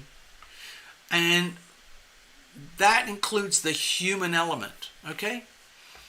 So that whoever is on the other side of that desk or that meeting or that, remote interview or whatever that's going on, they somehow sense it, like, you know what? Yeah. You're good. You're good, Maria. Like, you might be lacking in this, you might be lacking in that. You're definitely awesome at this, definitely awesome at that. And there's some great competition out there, but we're feeling it. We're feeling it. So it's like they have to feel the energy of Princess of Wands coming out of you. And that's very good for them. So the Princess of Wands energy is full of confidence, despite the innocence, despite the challenges going forward. The Princess of Wands leads by example, lives by example, and that shows in your words, in your behavior, okay? And people recognize that, and that's very, very valuable. There might be someone out there who's like super, super hyper qualified, but they're a little bit sneaky, or they're shady, or they're kind of like nonchalant, or they're arrogant or something, and they're just, it's not a match. So you've got to tune into the Princess of Wands energy if you want to make anything out of this. Like, just knowing that doesn't matter what happens. Like, if you're going for something and you give it your best and you are not selected, it doesn't matter. It's still a learning experience. You still go forward anyway. You still took all the energy of opportunity that's there for you, and then you go forward anyway. So look at it from the broad perspective. The moon is in Sagittarius right now, hard chord opposite the North Node in Gemini. So come at it from a really big, bold, courageous, indestructible, indefeatable, self-confident perspective, and just go for it. That's what it feels like to me. I hope that helps you, Maria. Please let me know down the road. You can always reach out. You can always contact me. tarotlumination.com. Just go to the connect page. I'll show you. Okay, here's the tarotlumination.com website. And up in the top right hand section area, there's a connect page, okay? So let me know how things work out for you, all right? Maria, please let me know. Maria just wrote in, spot on, TL. Thank you. Oh, wait a minute, we got a couple, I'm just checking the chat, hold on. We've got Dr. Positive Tales. That's something to do with cats or dogs. Dr. Positive. Oh, there's a little picture. It's a dog. It looks like a little white poodle. Is that it? Hello, Dr. Positive Tales. Thank you for dropping in. These are paid readings. Yeah, it's by donation. You can do it through Super Chat or PayPal or tarotlumination.com, something like that. And there was someone else. T.T. Batty. T.T. Batty. Greetings and welcome. I don't know if I said that correctly. It looks like you put a message and then you retracted the message. Okay. So, you guys, TT and Dr. Positive, if you're new, I do this. I try to do this at least a few times a week. Like today is Wednesday in America, and we'll do another one on Sunday for sure, Sunday evening. And we'll see if I can get a couple more in between now and then. We'll see. But yeah, these are like little paid mini donation readings. If you want the real deal, then haha. You go over here. You go to tarotlumination.com and you can actually book a full-blown personal private reading.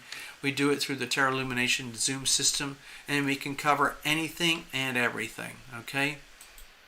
It doesn't matter. Finances, real estate, legal, family, education, spiritual advancement, healing, whatever it is, okay?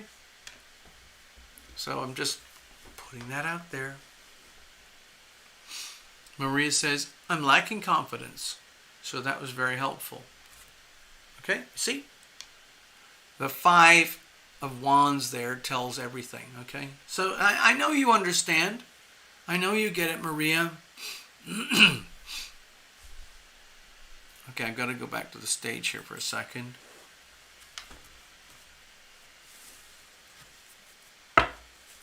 Just shuffle this up.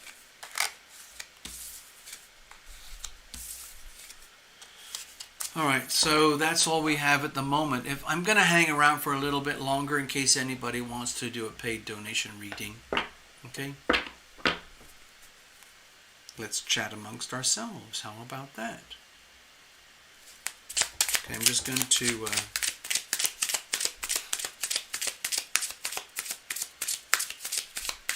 do this over here.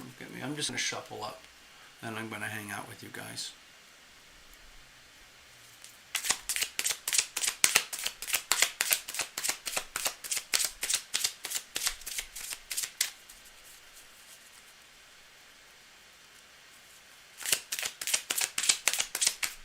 I'm just cleaning the deck, clearing everything up.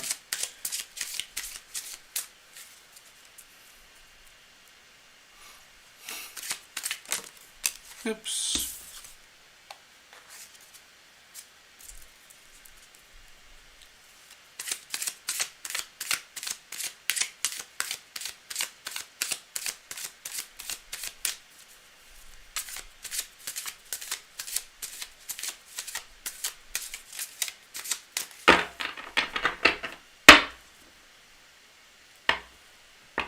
I agree, Russ. TL, I want a reading. Gregory! Wait a minute, you were back over here.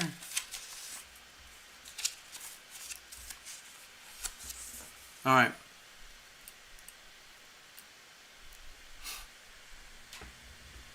Alright, let's do this. I'll put another one up for Gregory.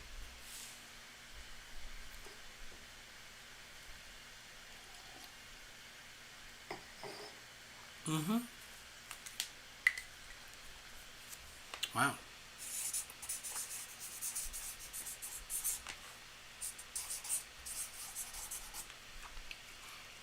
Open reading. Sure, open reading's good.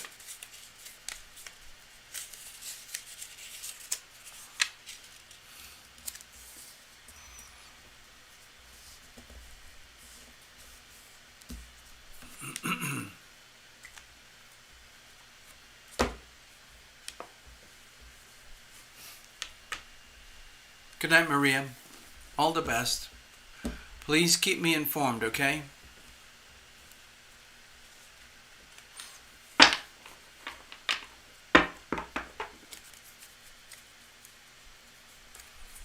Okay, let me just give me a second, Gregory. So, looks like it's a very quiet evening. Give me a second. Yeah, there's only a few folks here. So, okay. So, if there's anyone out there watching but you're not typing in because you're just like eating popcorn and watching, that's fine. We've had like 4 or 5 folks here who showed up out of the blue, but I think they just disappeared. If there's anyone still out there and you still want a reading, I'm going to do a reading for Gregory now, and then after that we've got time for another one if anyone's interested. So to get a reading, just do the super chat. There's a little button just where you type. It has a $sign in there. Click that, and you can do it through Google, YouTube, swipe a card, and so on. Otherwise, you can go to tarotlumination.com and donate that way, which sort of looks a little bit like this.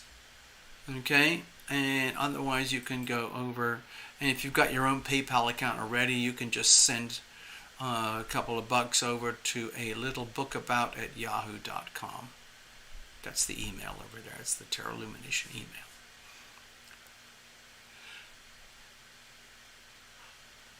Alright, let's have a look here. Alright, I hope that made sense. Alright, let's get on. We've got we're going to read for Gregory now. Okay.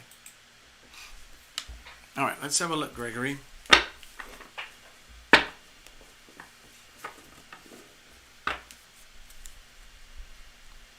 I'm just going to shuffle it up even more, okay?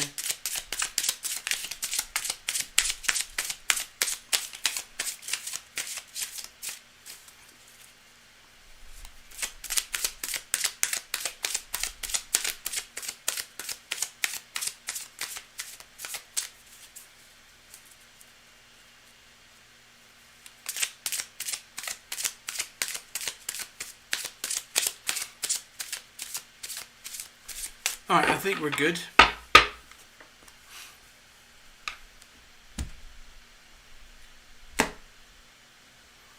Okay, I'm doing a pretty extreme cut there, Gregory, because I want to have a lot of clarity. Here we go. Here's the situation. Here's the challenges. Here's how we're going to handle it. Now, for folks out there watching, if you've never done this before, I think it's important to let you know that some of the people here and some of the people who come to the channel, we've been working together for years, okay? So there's always this bit of a backstory, a bit of like history. And I mean, it sounds counterintuitive, but what I try to do is forget everything and anything that went before and try to stay very closely focused in the present, in the moment, in the now. Forget about the past, don't worry about the future. What about, where are we right now? Okay? And so, for example, if I do private readings for people, it ends up as an extensive recorded file, and then that goes to the client, and then they can keep it. But after a few days, I delete all of that stuff. I don't keep anything on the clients. Okay? It releases me from pressures of expectation, and it's like my own, like I was talking about earlier with Gregory, like my own disclaimer, my own protection clauses. Hello, SG. Hello, SG. Let me just see. I see you.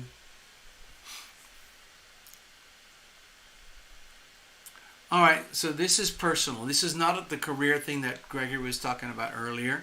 This is a completely different situation. Let's have a look. Now, I didn't make an astrodoodle formally to show anybody tonight, but I am going to refer to the planets anyway. We have here the tower. So with the tower, don't be scared, okay? I'm just going to see if I can get the camera to pick it up there for you.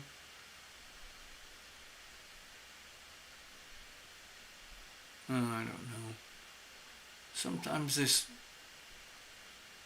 I wish I could have really fancy cameras and all of that stuff.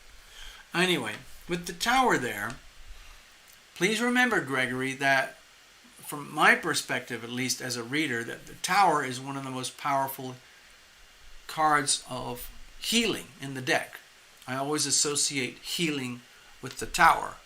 The reason is that the way I look at it, because I've gone through all these advanced, like, sort of yogic healing type things and alternative energy healing type things, like with the equivalent of Barbara Brennan and so on.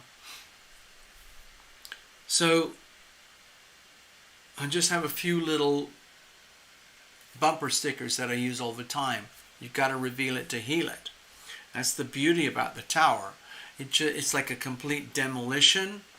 It just clears anything and everything out of the way that obstructs what needs to be seen, understood, heard, felt, known, sensed in your physical body, in your physical three-dimensional life that you're living right now, so that you can identify what needs to be healed. In other words, you've got to reveal it to heal it. So what we're doing is we're stripping out anything and everything that obscures what needs to be healed. Because what often happens with the let's just call it the energy field of disease or sickness or anything less than your optimal self is it's almost like a belief system. So when I see the tower there, it's like this is a really good time to just kind of okay, Gregory, I'm just kind of pretending as if as someone was reading for me. It's like at a situation like this, I would literally either grab a beer, grab a glass of wine, grab a whiskey or something, and go out onto the street, walk out into the middle of the night. Don't worry about the cops or the neighbors or anything like that, and just grant myself permission to connect with the universe.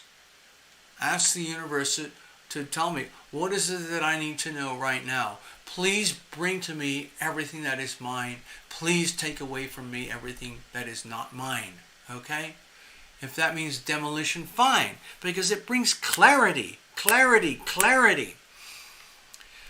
And sometimes we have to ask for that to come to us, because if there's something lingering deep inside here which is unhealthy, and we know it's there, so we don't want to deal with it, so we just keep shoving it away, we bury it. What I think the Tower is suggesting here is that, let's flip this around. Literally, let's flip it around. It's as though, just imagine I'm there with you, Gregory, right now. It's just you and me and a couple of beers or something. And I kind of go, hey, listen, Gregory, like, we're good buddies and all that, but listen, man, we got to get to the bones here. What the bleep is going on?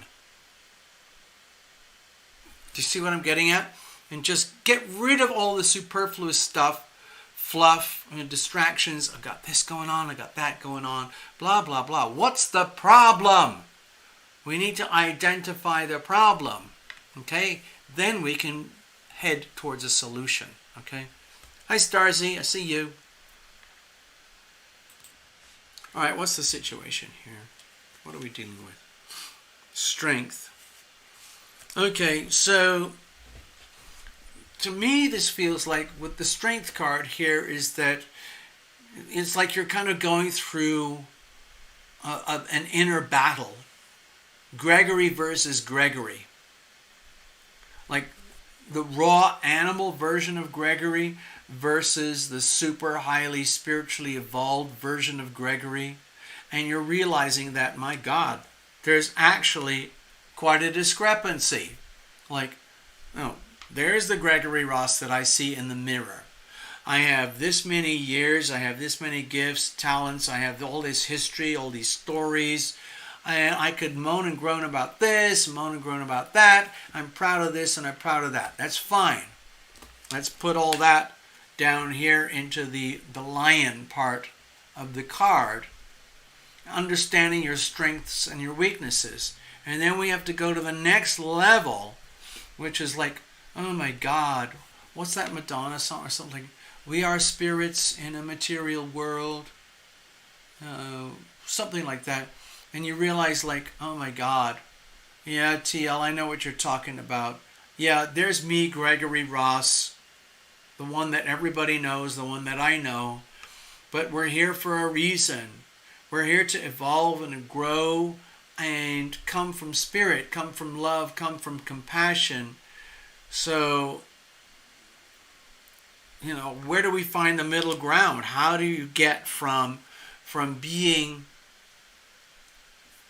Gregory Ross, the person who would be perceived as Gregory Ross with all the credentials that you have, your life history and so on, and the circumstances that you have? That's one version of Gregory Ross. Then there's the other version of Gregory Ross, which is this literally angelic spiritual being who has incarnated here in this physical lifetime to, number one, evolve and grow and adapt yourself, but also to literally be symbolic, like walk the talk, living by example of what it means to live in spirit, in harmony with the universe, as opposed to base carnal desires. And so to me it feels like you're in a situation where you're realizing, damn it, it's almost like it's a curse. I'm so spiritually evolved, I'm at that, I don't want to say to the point where it goes to your head, but I'm spiritually evolved to the point where I realize that there is life above and beyond my own natural physical carnal desires, needs, passions, impulses, feelings, and so on. There is much more going on. And that every now and again, we need a wake-up call to understand that and accept it. I think we had this in a couple of readings earlier. It's like the more, I don't know how else to say it, but the more spiritually evolved you are, the higher up you go in your, let's say, the frequencies at which you operate, you would think things become easier and smoother. And in some ways they do. But the challenges also become more subtle, more profound, more extreme, more difficult. When you see these self-help books or spiritual pathway books and everything, You start reading, you think, oh my gosh, I want to become a level 1 yogi so I can do that and my whole life will be better. And then you realize after a year's training of level 1, you think, whew, it's actually more complicated. I'm going to go to level 2. And then after level 2, you realize, my God, life is really even a lot more complicated than I thought. I need to go to level 3. And you graduate from level 3 and you kind of go, what was I thinking? Why did I even bother to go into all this evolutionary stuff? I would have been much happier just being a gerbil or enjoying potato chips and beer and feeling sad, feeling happy, and then it's all over. But that's not how it works for you, Gregory. You're one of these people. You're spiritually, emotionally evolved, and it just, the default setting for you is that you keep getting taken to the next layer. So that puts more demands on you at the level of spirit, which can feel a little bit demeaning towards like the level of the raw animal. Like it would be so much fun and so much easier to solve your problems just by punching out the enemy, punching out the detractor, or just grabbing someone by the throat and then putting zip ties and stuff them in jail and say, ha ha ha, you're getting what you deserved. That would be great. But that's too simple. What's the challenge here? Okay, Ace of Pentacles. So, I think of talents, gifts, and resources. At the next level, I think of money. So connect the two. How do I captivate all my talents and gifts and resources in such a way that things are financially harmonious for me? Oh no, oh no, oh no. Am I missing the boat? Am I missing something? Have I already missed it for the rest of my life? Is it right there in front of me and I can't see it? Oh no, oh no, oh no. Damn it. Because in this physical life here on earth, things like money, especially, I mean, money is, I'm dealing with it a lot in my life, but I'm also seeing it for planet Earth. The whole concept, the whole subject of money, the whole belief system of money, the global finances are in extreme turmoil right now. And that can trickle down to the individual. So it wouldn't surprise me, Gregory, at all if you're starting to see your personal life, your financial world from a whole new perspective. Like you open the doors to a bigger, broader perspective, like, oh my God, I've never thought about money from this perspective before. Is it going to be catastrophic or is it going to be good? I don't know. It's happening simultaneously, simply because of the exposure and the awareness to the true meaning of wealth, money, and finance. Look at all those planets in Taurus: Sun, Uranus, Mercury, Venus. Money is a very, very important topic right now for the whole of planet Earth. I'm not talking about money, but value systems. What is it that you believe is money? What do people believe is money? And then we take that down to a personal level for you, Gregory. How do you define money? How do you define wealth? How do you define finance? How do you define financial abundance, security, stability, income, revenue in your life? We need to examine that from a higher level now. And you might be dealing with a situation where your old belief systems are starting to crumble as new belief systems are starting to make themselves apparent. Okay, let's go forward. Let's have a look. Okay, it's really simple. You have to grab the opportunity. So no, with the Ace of Wands here, it's a powerful reading, Gregory. To me, it feels like, it's almost like you're at war with yourself. The way to deal with that is to literally go for it. In other words, I don't know how else to say this, but like with that Ace of Wands there, the way to handle the situation is be really like get to the, however you do it. Like for myself, it would be like this. I'd probably go to the bathroom or something, and I'd look in the mirror and I kind of go like, what the hell is going on with you?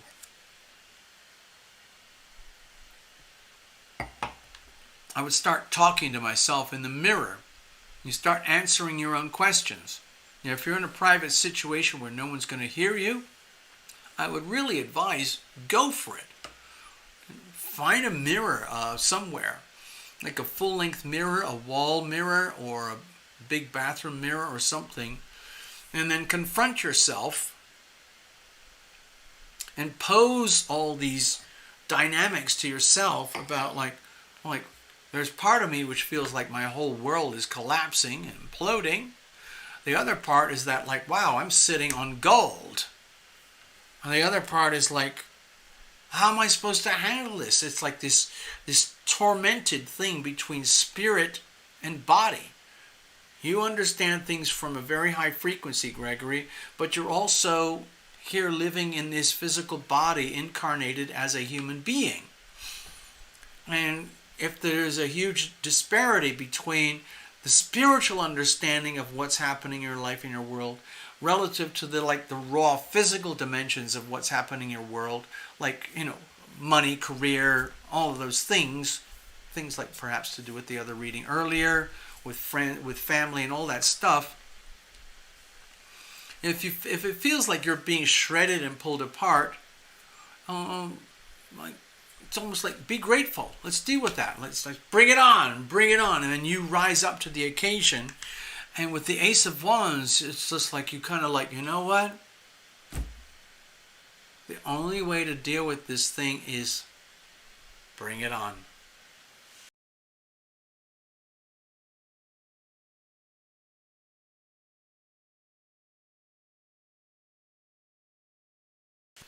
Damn it. Oh, it unfroze. Eventually I have to get a new computer. This is a really pretty good computer, but the way things are going these days, I need like a $3,000 computer. I know what I need. I know where to get it. It's really simple. You go to AMAZON and so on. You find the right thing at the right time, and I'll have something that will have an i9 processor, octa-core. That's what I need. I need a Dell or an HP with an i9 octa-core processor, and then we will have reduced blackouts. Anyway, Gregory, with that Ace of Wands, the way to handle it, whatever it is in your life that's bugging you right now, or wherever it is where you're feeling like torn apart, like challenged, like ripped to shreds almost, and especially if this includes the subject of money and finance, career, long-term I'm talking about long-term, up to the grave, up to the legacy, up to inheritance, up to living and like assisted living, all those things, they all involve money. And it would be a really good idea to start thinking on the big perspective now, and just being very realistic about it, and then just asking the heavens, your invisible friends, your angels, to bring to you that which you need to know. Like if there's something very shocking and disturbing and incredibly important that you need to know about finances right now or even long term, bring it on. Bring it on so you can face it and you can deal with it. Because the worst thing that you could do is avoid dealing with it and put it off and put it off and put it off and pretending it doesn't mean anything. So with the Ace of Wands, it's literally seize the opportunity, seize the moment. Every day wake up, kind of trust in this really powerful Aryan type of energy. Think about Aries energy, and you just get up and you do what you have to do. You don't apologize. There's no second guessing. You just like, I'm Gregory Russ. I got to do what I got to do. And if it scares you, you get scared. And if you rise to the problem, you challenge it, you applaud yourself, and then you just keep going. It's very kind of, it's like a really, it's like a very powerful soldier energy. You just soldier on. Bring it on. Bring it on. And you just keep going. I hope that makes sense, Gregory. Somewhere, some aspect of your life. There's your reading. Thank you. Okay, I'm going to shuffle it up. Does anyone else need a reading? If so, now's the time. Put your money in the slot. PayPal to Tarot Illumination at the website. PayPal to alittlebookabout at yahoo.com, or a super chat or something like that. Hello, Starzy.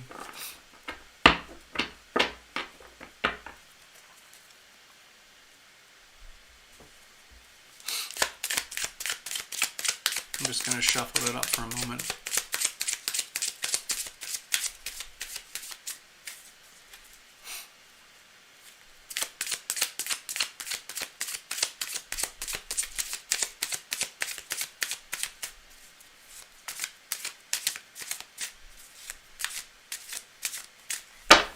Alrighty, there we go. Let's have a look. I'm just going to hang out with you guys now. Over here. Okay, it looks like everyone's gone to bed. Okay, I'm just going to wrap it up. Hello, Starzy. Everyone else is gone. From what the computers are telling me over here from YouTube, pretty much everyone's gone except Starzy and SG. I can't tell exactly. But anyway, we do what we can here. Let me just double check. Give me a second.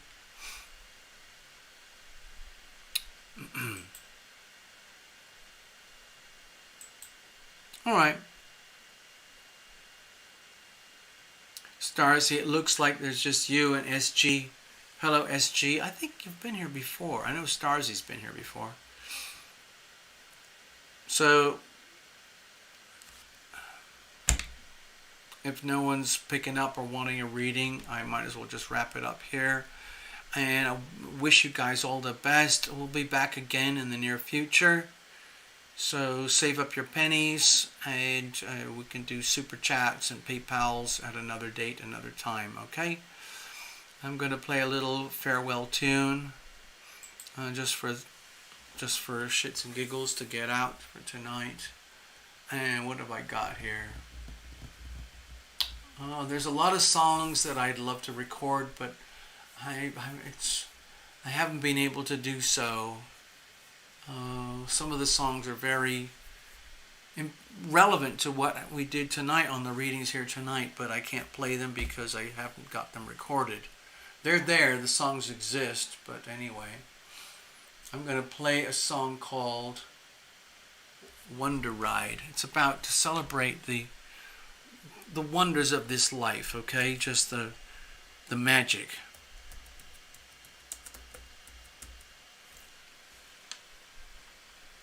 Let's see what happens if it shows up here. MP3, blah blah. Wonder Ride song. Where's the actual song? I know I have it here. I'm gonna try it again.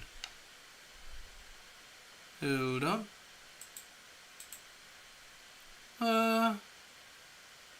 Where did it go? Okay, I pressed the wrong buttons, people. Okay, I gotta go back over here. I don't know what I did wrong.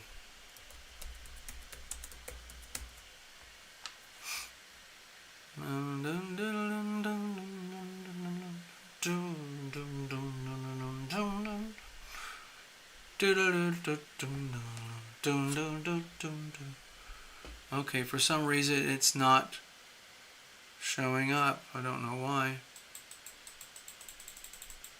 Clickety click, clickety click.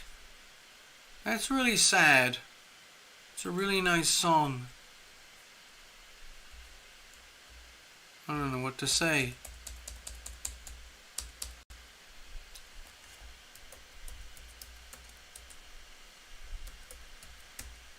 Let's try that. See if it comes up with the. It's what's called an MP3 file. It's not happening. I don't know what's my computer just can't cope anymore. That's the reality, if I'm really honest. Oh man, it really. You know what? I give up.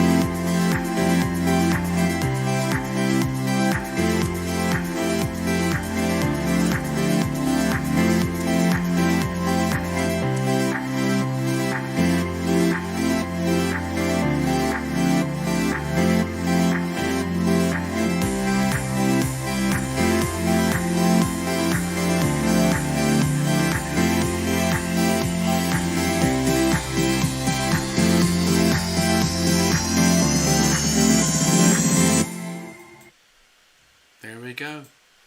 Karen. What are you thinking? Hello, Karen. I see you. You threw that in at the last second, didn't you? All right, here we go.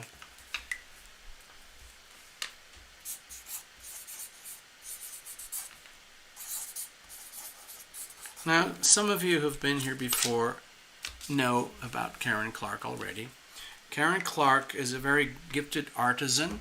Karen Clark is over there in New Zealand. Karen Clark is a businesswoman. And we've worked together several times over the years. I honestly, in some ways, it's like Karen is like, hold on. You know, to be able to do this at all, to hang out on this channel, to be able to get these readings, and for me to be able to deliver them to the clients, and for the clients to receive the readings, you, the client, already have to have a high degree of tuning, okay, at these frequencies for this to happen. So I really appreciate that. It's kind of like being way out there in the solar system. It's a kind of a rarefied experience. There's not a lot of us, and sometimes I get lonely about all this stuff because it's just like, who am I? What the hell am I doing here? Why am I here? But then when we connect like this, it kind of all makes sense. Thank you, Karen. So let's go for it. It says go wild, so that's what we're going to do. All right, so I'm just going to finish this. I'm going to sip on this.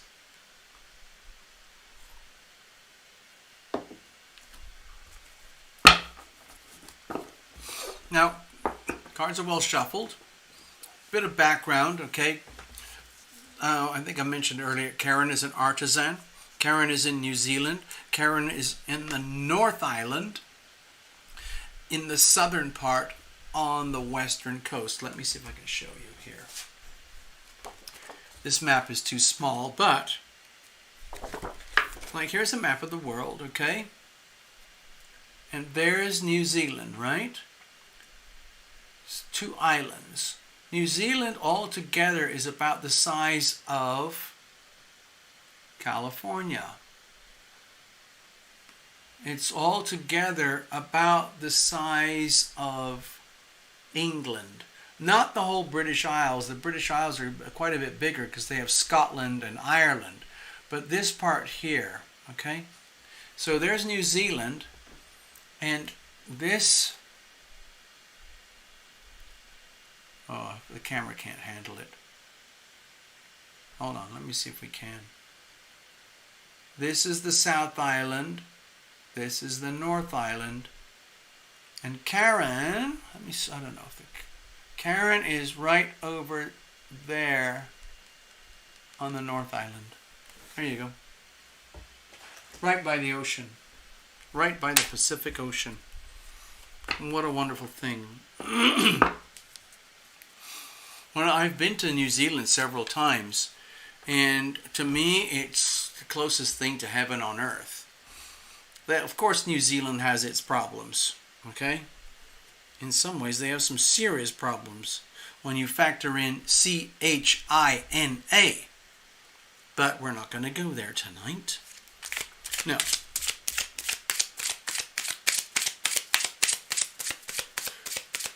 Well, one of the things that I love, because I've been there several times, one of the things I love is that because of the shape of the islands, North Island and the South Island, the North Island and the South Island, a lot of the weather comes from the South Pacific at an angle like this. So there's always fresh air, fresh ocean, fresh moisture moving over the islands of New Zealand. So it keeps everything really like clean and fresh and natural.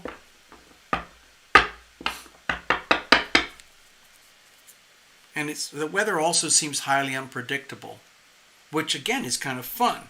Also, the other amazing thing is that you do everything in kilometers, okay? But in America, we do everything in miles.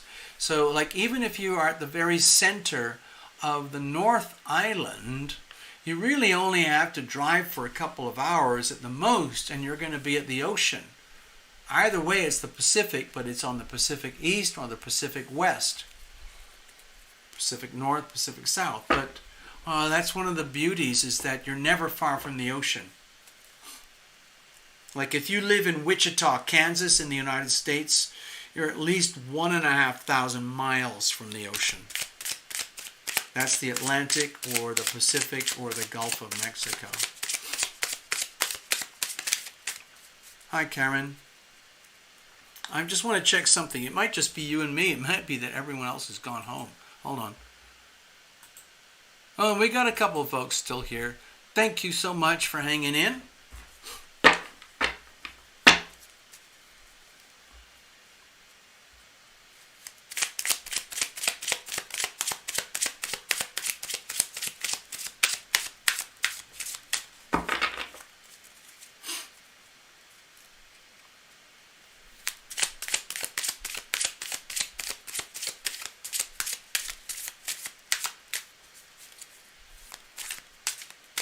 All right, let's have a look.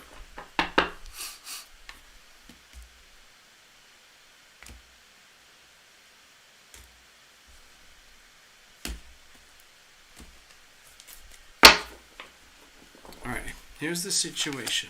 Here's the challenges. Here's how we're going to handle it. Let's have a look at the weather for you. We've got the Two of Pentacles. So, to me, I'm feeling the energy of common sense, okay? Common sense, Karen. You're surrounded by a situation where, when I've looked at I didn't make a chart for tonight, but the theme of money is very, very important right now across the whole of planet Earth, okay? All right? Tonight, right now, we have Sun, Uranus, Mercury, and Venus in Taurus. Okay? Taurus is the sign of money. of value, of values, of earthly substance. Taurus is like profoundly earthy. It's a fixed sign. Taurus likes what works. Taurus is not attracted to anything that's unstable or that does not work. Okay? Outside in the world of global finances, there's radical instability right now. Radical upheavals in the global financial world, the banking system, the markets, all of that. And for you, okay, Karen, in your own unique way, even though you might feel like you're thousands and thousands of kilometers away from like Wall Street or the central bank up in Auckland or the Chinese central bank of China, or the Euro central bank, whatever it is, New Zealand is profoundly affected in its finances because of whatever else is going on in the rest of the world. And that, in turn, affects you, Karen, personally, in your finances. So, like, think about it, like, from the broad scale, like, what's happening in China. For example, I know right now, because I saw a couple of news headlines from New Zealand, that your leader has taken a very controversial stance towards China relative to what's called the Five Eyes. The Five Eyes started just after World War II, when England, Australia, Canada, New Zealand, and America realized, oh, we've all got something in common. We need to stick together as a team. That's the Five Eyes that I just said. And it works really well. But because of what's been happening in the last year and a month, the last year and 2 months, for example, when that massive ship just suddenly disappeared in the middle of the Pacific Ocean, and it was carrying whatever it is, 52,000 tons of beef and cattle and meat over to China, and it just disappeared. What is the significance of that? Okay. Also, regarding China, what is the significance of the fact that, like on March 3rd, 2020, New Zealand basically closed the door to the rest of the world and tourism, especially China. Because in China, you have floods and floods of Chinese coming to New Zealand to enjoy New Zealand, and then they go home. But they always leave somebody behind to live in the sort of twilight area as a seed to plant for new people to move into New Zealand. And that's all to do with finance, global finance. Because there's a lot of big money in China that's looking for legal ways to get out of China. And one of the most amazing places you could go and live and be is New Zealand. So I can't blame the Chinese. But getting back to you, okay, Karen, is that how does all of this like big picture global finance stuff affect you personally? Are you dependent on tourism? Are you dependent on the locals? Are you dependent on huge amounts of marketing and distribution, like with the internet and Facebook to everyone out there, so you can run your business on a day-to-day manner over there in New Zealand? Just to clarify for people watching, Karen has had readings from myself before, and a couple of factors. We have some history. Karen is an artisan.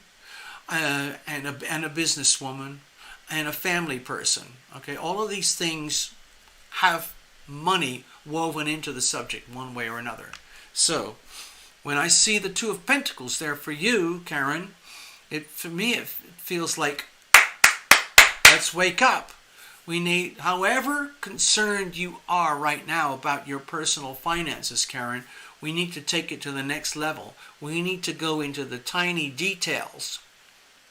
Cash in, cash out, monthly accounting, doing the books, every day, every week, every month, doing the taxes, accountability, business, daily business, which are the busy days, which are the quiet days. Anything to do with money in your private personal life is extremely important to deal with right now.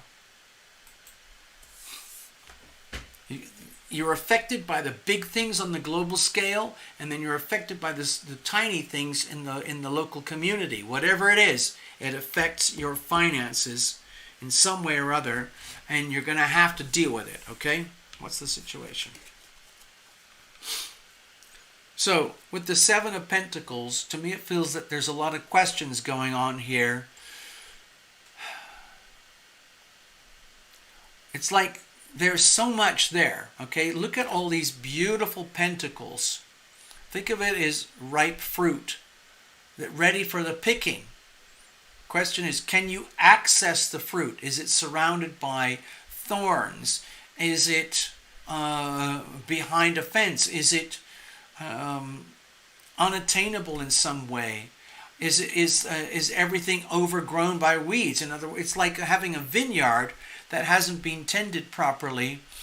So you do have grapes, and the grapes have value. It could be turned into beautiful wine, but it's very hard to make the harvest because of previously existing circumstances that have turned into what amounts to weeds. Okay, so how on earth are you going to harvest your abundance, your wealth, your money, the good stuff that you deserve for all your talents and gifts and resources?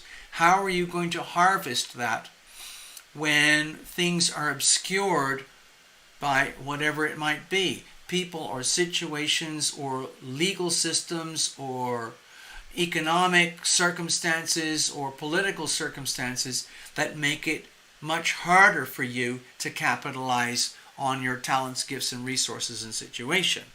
So, very strong emphasis on money. Okay, Karen? All right. Hello, Robin. Okay, Six of Pentacles. Okay, there's no question. Money is absolutely front and center of your life in your world right now. You really got to focus on the subject of money, from the big scale down to the tiny, tiny details. It could be anything from balancing your books, the money coming in, the money going out. Are you a net receiver of money? Are you a net loser of money? Are you giving away too much of your wealth and abundance? Are you receiving enough? Okay, we're talking about really fine-tuning your business, your finances. And that includes your clients, the tourists, the city, the town where you live, the family, the burdens of family, family finances, all of it.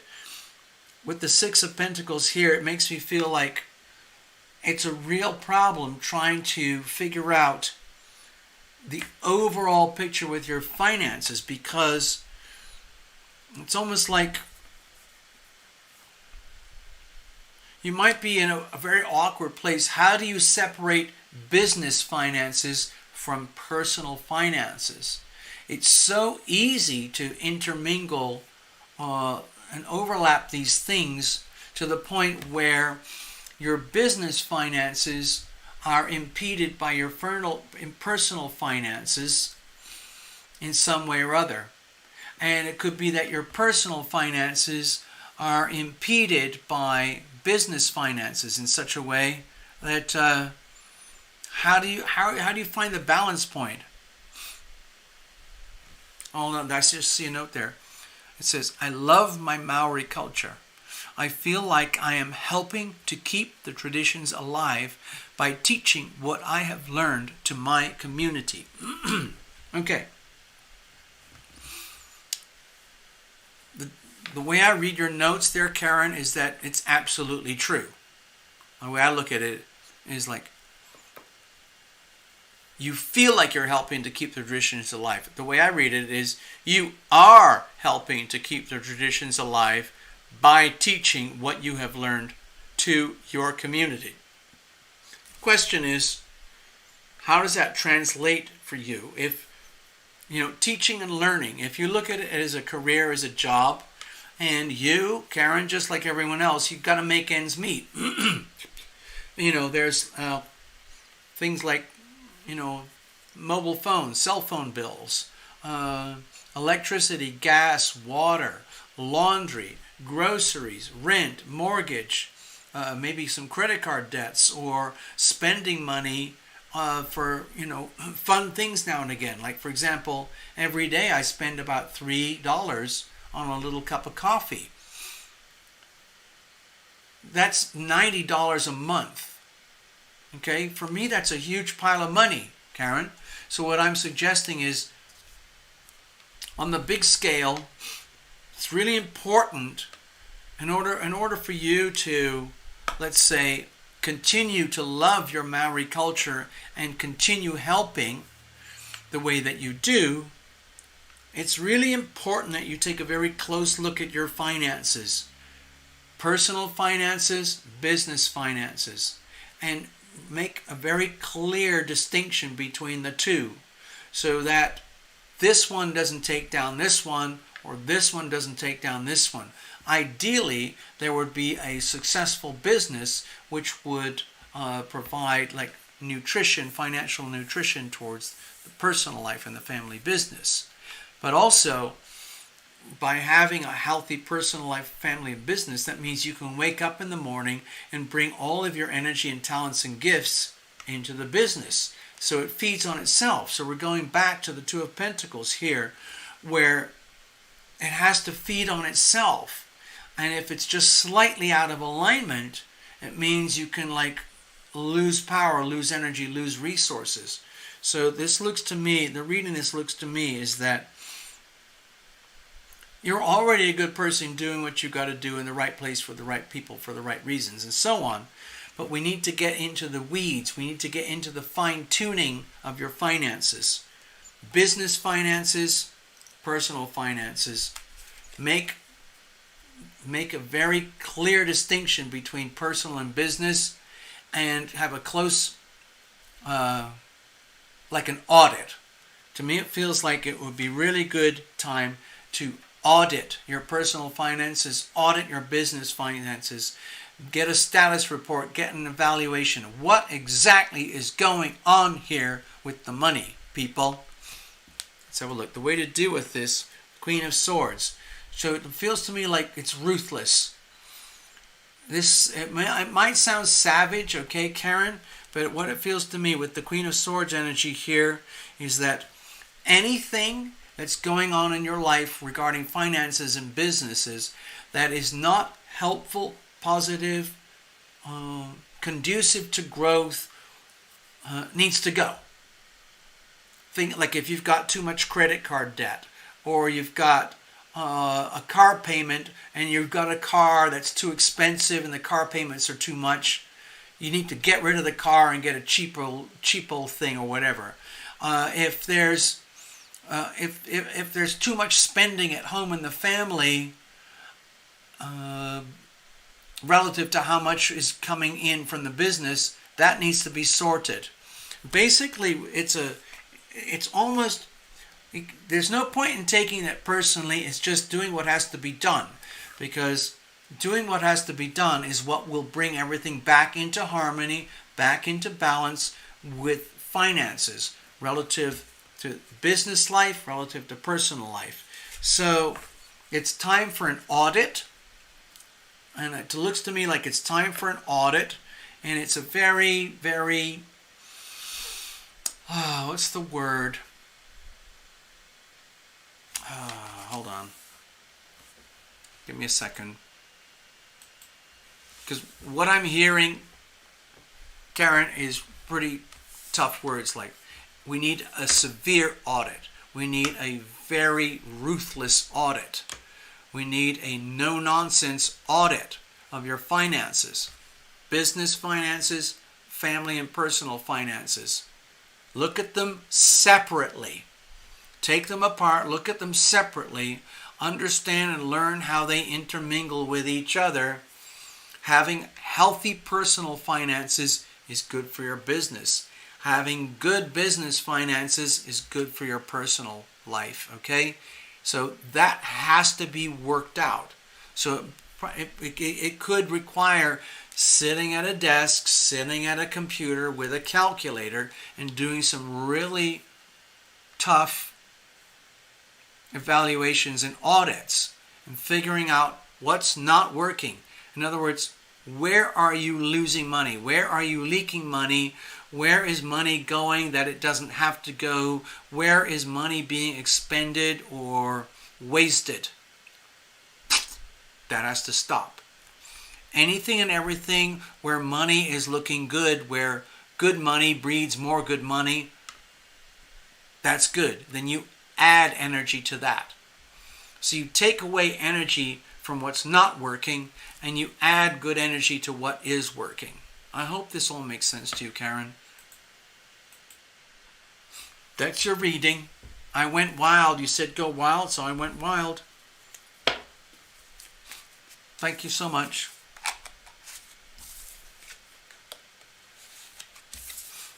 I hope I didn't hurt any feelings there, Karen.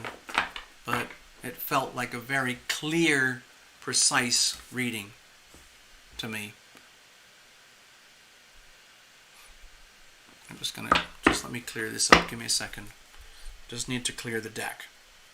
I'm just going to check in, see if there's anyone else who needs one. Paperwork needs sorting. It could mean just literally it's time to do the books. It's time to do the books.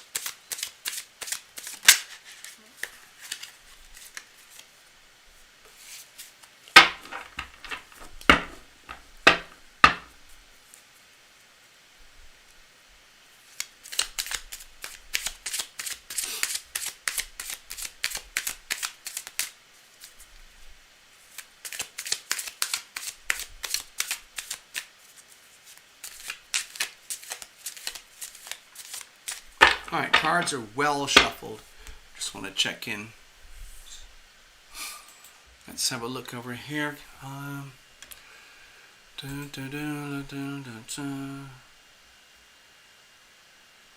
Gregory Ross, A. Okay. Thank you, Gregory.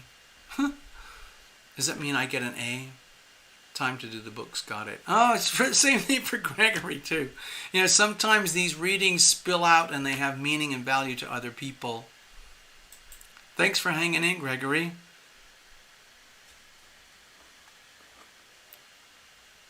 I know, I'm guilty myself. I don't like having to do the books, okay?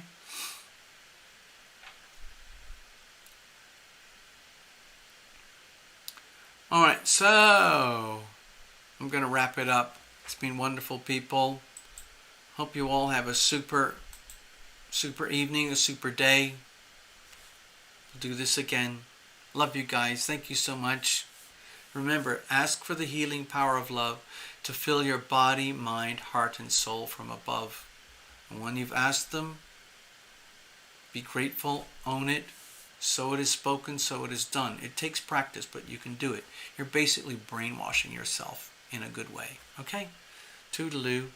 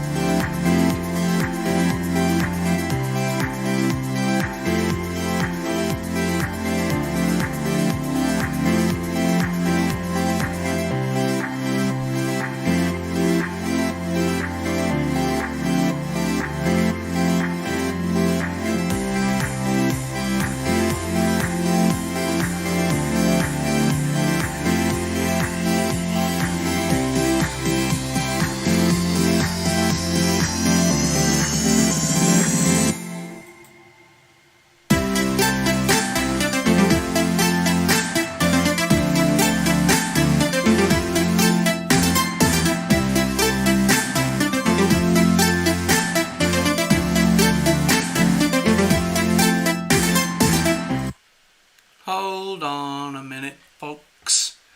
I was just doing homework, housekeeping here for the channel. And there's Masha. Masha Cody, where are you? Masha Cody, where are you? I didn't know. I just saw your donation. I didn't know. I didn't see anything on the screen. I didn't see any Masha on the screen. What's going on, Masha? Are you still here? Hold on. Masha? Necessary, hello. I was just wrapping up the show.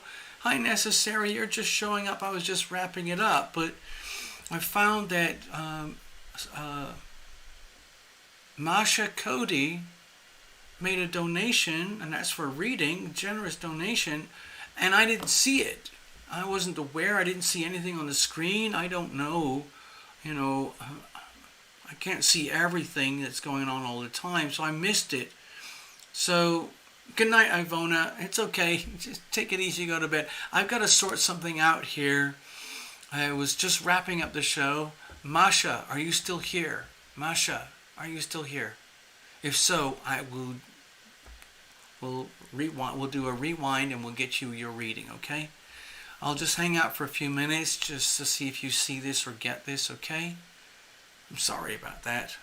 I'm sorry.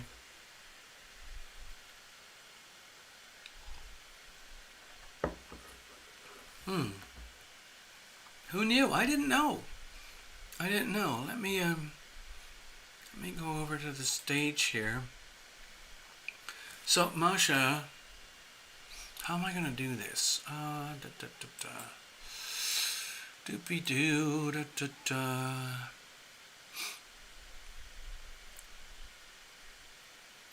Let's have a look.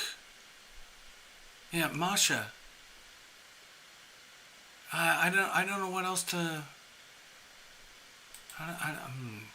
Dang, I feel kind of awkward now. Damn it. Sorry about that. I'm just going to keep an eye on the chat here for a few minutes. Please bear with me, folks.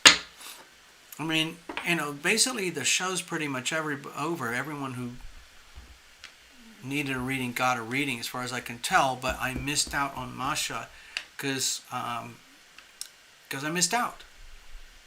Let me just hang out here. Masha, if you're still there and you want your reading, please type it in on the screen. Let me know. The other thing we can do is I'll just make a note here. I'll get you your own magic post-it note and I'll tuck it right by the stage. So then the next time we connect, or you could write to me. You could write to me at alittlebookabout@yahoo.com. And we'll sort it out in private, okay? Just do a little quickie thing in private, alright? Oh gosh, I feel silly now. Well, it happens, you know. Masha, where are you? I didn't see anyone on there. I'm just scrolling through the chat. Who's that? Oh, now Necessary wants one. Oh, okay. An oracle card for Tuesday. Okay. We can do that. I'm going to use the James Von Prague deck, if you don't mind. Messages from the guides. Stay there.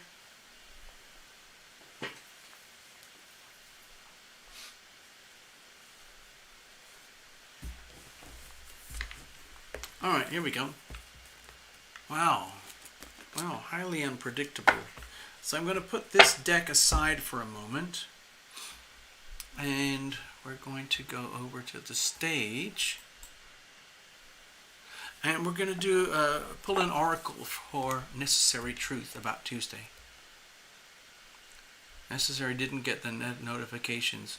Well, dear Necessary Truth, I have many thousands of subscribers to the channel, but YouTube strips out about 45 subscribers every month, and they've been doing it for the last 2 years. I'm sick of it.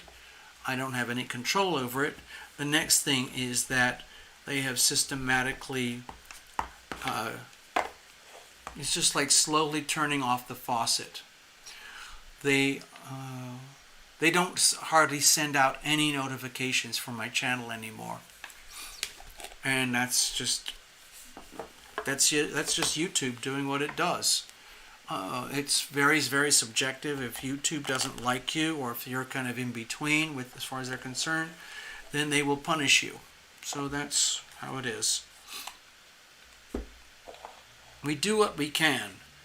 There are, just so that you know, necessary in future, there are very few notifications going out for this channel anymore to anybody, anywhere, for any reason. And there's nothing I can do about it. Okay? One thing I can do is send letters through Constant Contact in advance when I'm really organized and I know exactly what I'm doing and when I'm having a show and all of that. But that's been pretty challenging lately. So let me do your one oracle.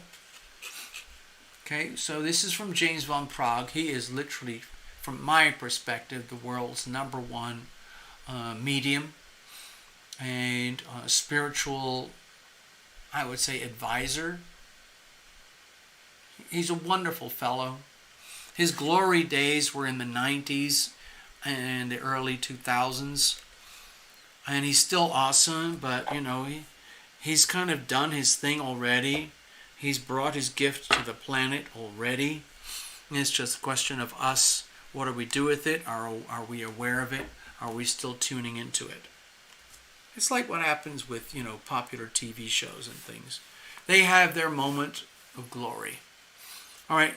So, dear necessary, for Tuesday, it says specifically for Tuesday, an oracle card for Tuesday. All right, let's do it. I'm going to put this over here. I'm going to shuffle it up. So I'm just going to pull an oracle. We're going to trust that our invisible friends are going to, let's say, facilitate this thing, and you will get exactly the right card that you need at the right moment for the right reasons. Okay? And then we'll just read from the book.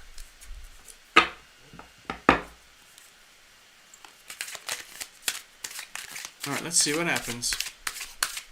Let me make your own. I have to make you, to do this properly, you've got to get your own Post-it note. Hold on.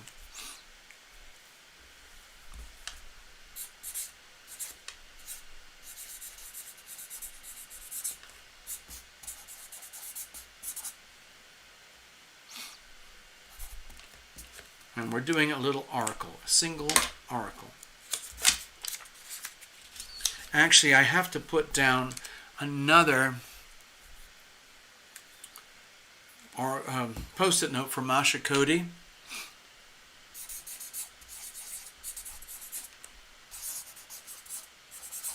But it looks like she's not here. So this is for you, Masha, but we'll put this off to another show, another day, okay? And you'll get your reading, all right? Don't you worry. Oh. I'll put that over here. I'm going to do one last tiny little... you want this to be channeled through Chris. Okay, no problem.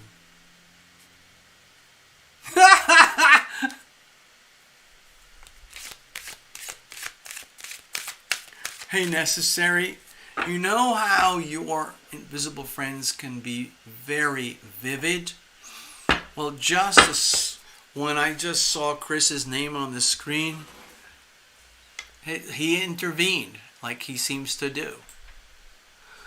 And here, I'll just tell you what I felt, okay? I'm going to act out what I just felt. I've been getting a lot of, let's say, vivid impressions lately from animals and from human beings. We're animals too, but living creatures that are not human, but something else like dogs, cats, pigs, goats, all sorts of creatures. But anyway, so regarding Chris, as soon as I saw his name pop up there in the chat, I felt this energy, like sort of nudge, nudge, wink, wink, nudge, nudge, wink, wink, and pretend I am Chris, okay? I'm going to try and act out what I felt from Chris. And Terra Illumination is over there, okay? Or over there, okay? So it's like this, okay? Okay, I'm going to act it out. It's just silly stuff, okay? It's just silliness, okay? Necessary. It's just like, ooh, yo, you talking about me? You talking about me? And then he kind of went like that. And also he was kind of adjusting his tie as though he was in some kind of fancy outfit or something, like a mafia or some kind of like mafia security guy. You talking about me? You talking about... And it was just fun. He was just messing with us, okay?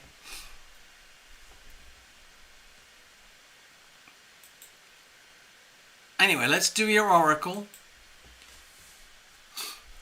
Masha, I'm going to put yours over here so that it is on the recording for tonight's show, so that you're aware that you have been acknowledged, and I'm sorry I missed you. All right.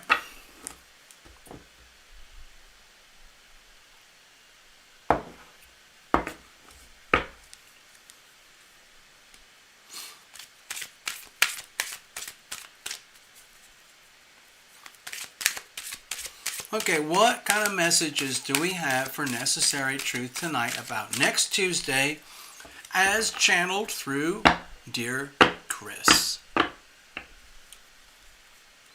Love Triber, low. He has a Jersey accent.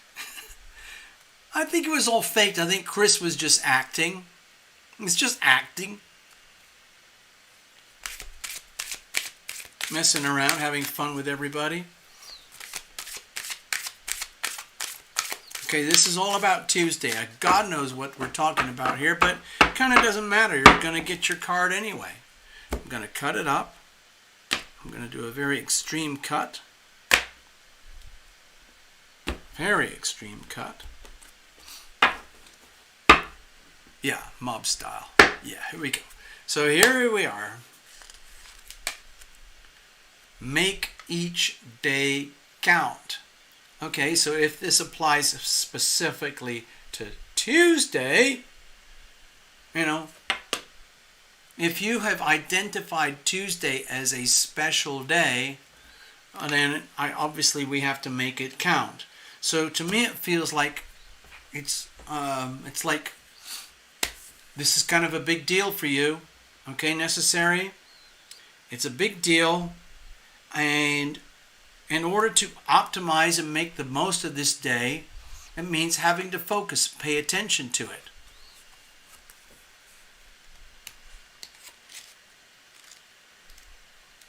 And it's almost like,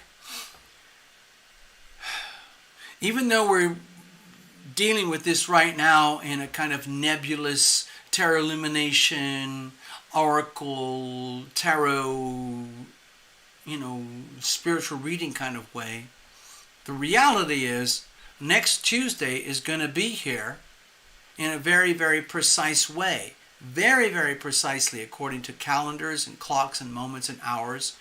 And so it looks to me like right now this is like a wake-up call.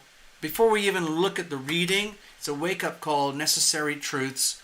If you're asking about this day in particular on this reading, to me it feels like however much significance you have associated with this particular day already, next Tuesday, it's actually more significant than you are aware of right now.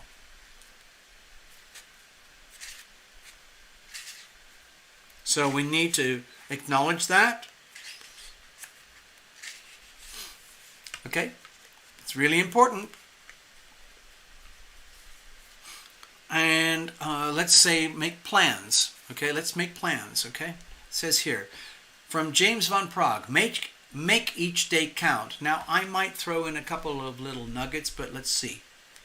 It says here, dear Necessary Truths, remember that time, T-I-M-E, for the spirit world does not exist. Everything that has happened, everything that is happening now, and everything that will happen is occurring at this moment. Woohoo! But because this physical dimension has stars, moons, and planets, you have neatly divided these sections of time at your disposal, in particular next Tuesday. Now, down here on Earth, in physical form, each day is a new day, which affords you a brand new outlook and choices to make. Yesterday is gone forever. You never have to relive that again. Now, with each new day, count the moments and fill each one with compassion. Compassion is so important. It's like this energy field that's either being ignored or deleted or in denial across humanity, except for a small population of people who are deliberately choosing into the energy of compassion, because it's very inconvenient to be compassionate when it comes to things like money, career, power, control, in the three-dimensional world of time. Okay, I'll say that again. Now with each new day, count the moments and fill each one with compassion. Discover things about yourself you never have before. Involve yourself in new activities such as volunteering or learning to play a musical instrument. Question your beliefs and values. Read inspirational poetry, or begin a physical workout regimen. Nurture the people in your life. Assist them in seeing themselves differently. Always remember that your spirit is all about expansion and growth. You must give yourself permission to be alive with each new day and not wait until this life ends. It's a very powerful message. Okay? Learn from all of those before you who have made the mistake of waiting for tomorrow to forgive, to love, or to smile. And then it was all over, and they were left with nothing but regret. You, Necessary Truth, have come back on this planet to experience everything you can in physical vibrations. Do not hold back. Okay, in a very simple way, like whatever's going on May the 4th for you, just absolutely freaking go for it. Don't worry about the past. Don't worry about the future. Just devote all your time and energy to whatever it is that's important for you about that particular day. No apologies. That is brilliant, Love Triber. That is absolutely brilliant. I'm going to say that. I'm going to say that myself directly. Sorry, I'm not trying to mock the afflicted here. I'm just trying to... I'm just going to do it anyway. I'm sorry. I hope I don't offend anybody, but I want to read it out here. Love Driver. Love Driver. And I'm saying like... May the 4th be with you. May the 4th be with you. The reason I'm not shy about doing what I just did is because I used to have a lisp when I was a kid. When I was about 5 or 6 years old, I always talked with a lisp. I couldn't help it. I just couldn't help myself. I was just always talking with a lisp until it was beaten out of me. Okay. There you go. So, Necessary Truth, I hope that makes sense to you. James Van Praagh is just primo. Totally primo. May the 4th be with you. Love Triber, that was fantastic. Thank you.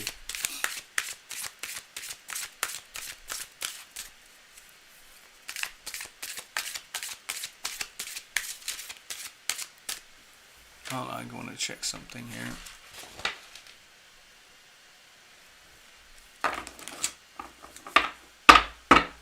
Alright, that's it, folks. We are truly done. Apart from Masha, we'll catch up, Masha, don't you worry. Put those over here. It's been a pleasure, everyone. Thank you. Thank you. Thank you. We'll do this again another time. Okay?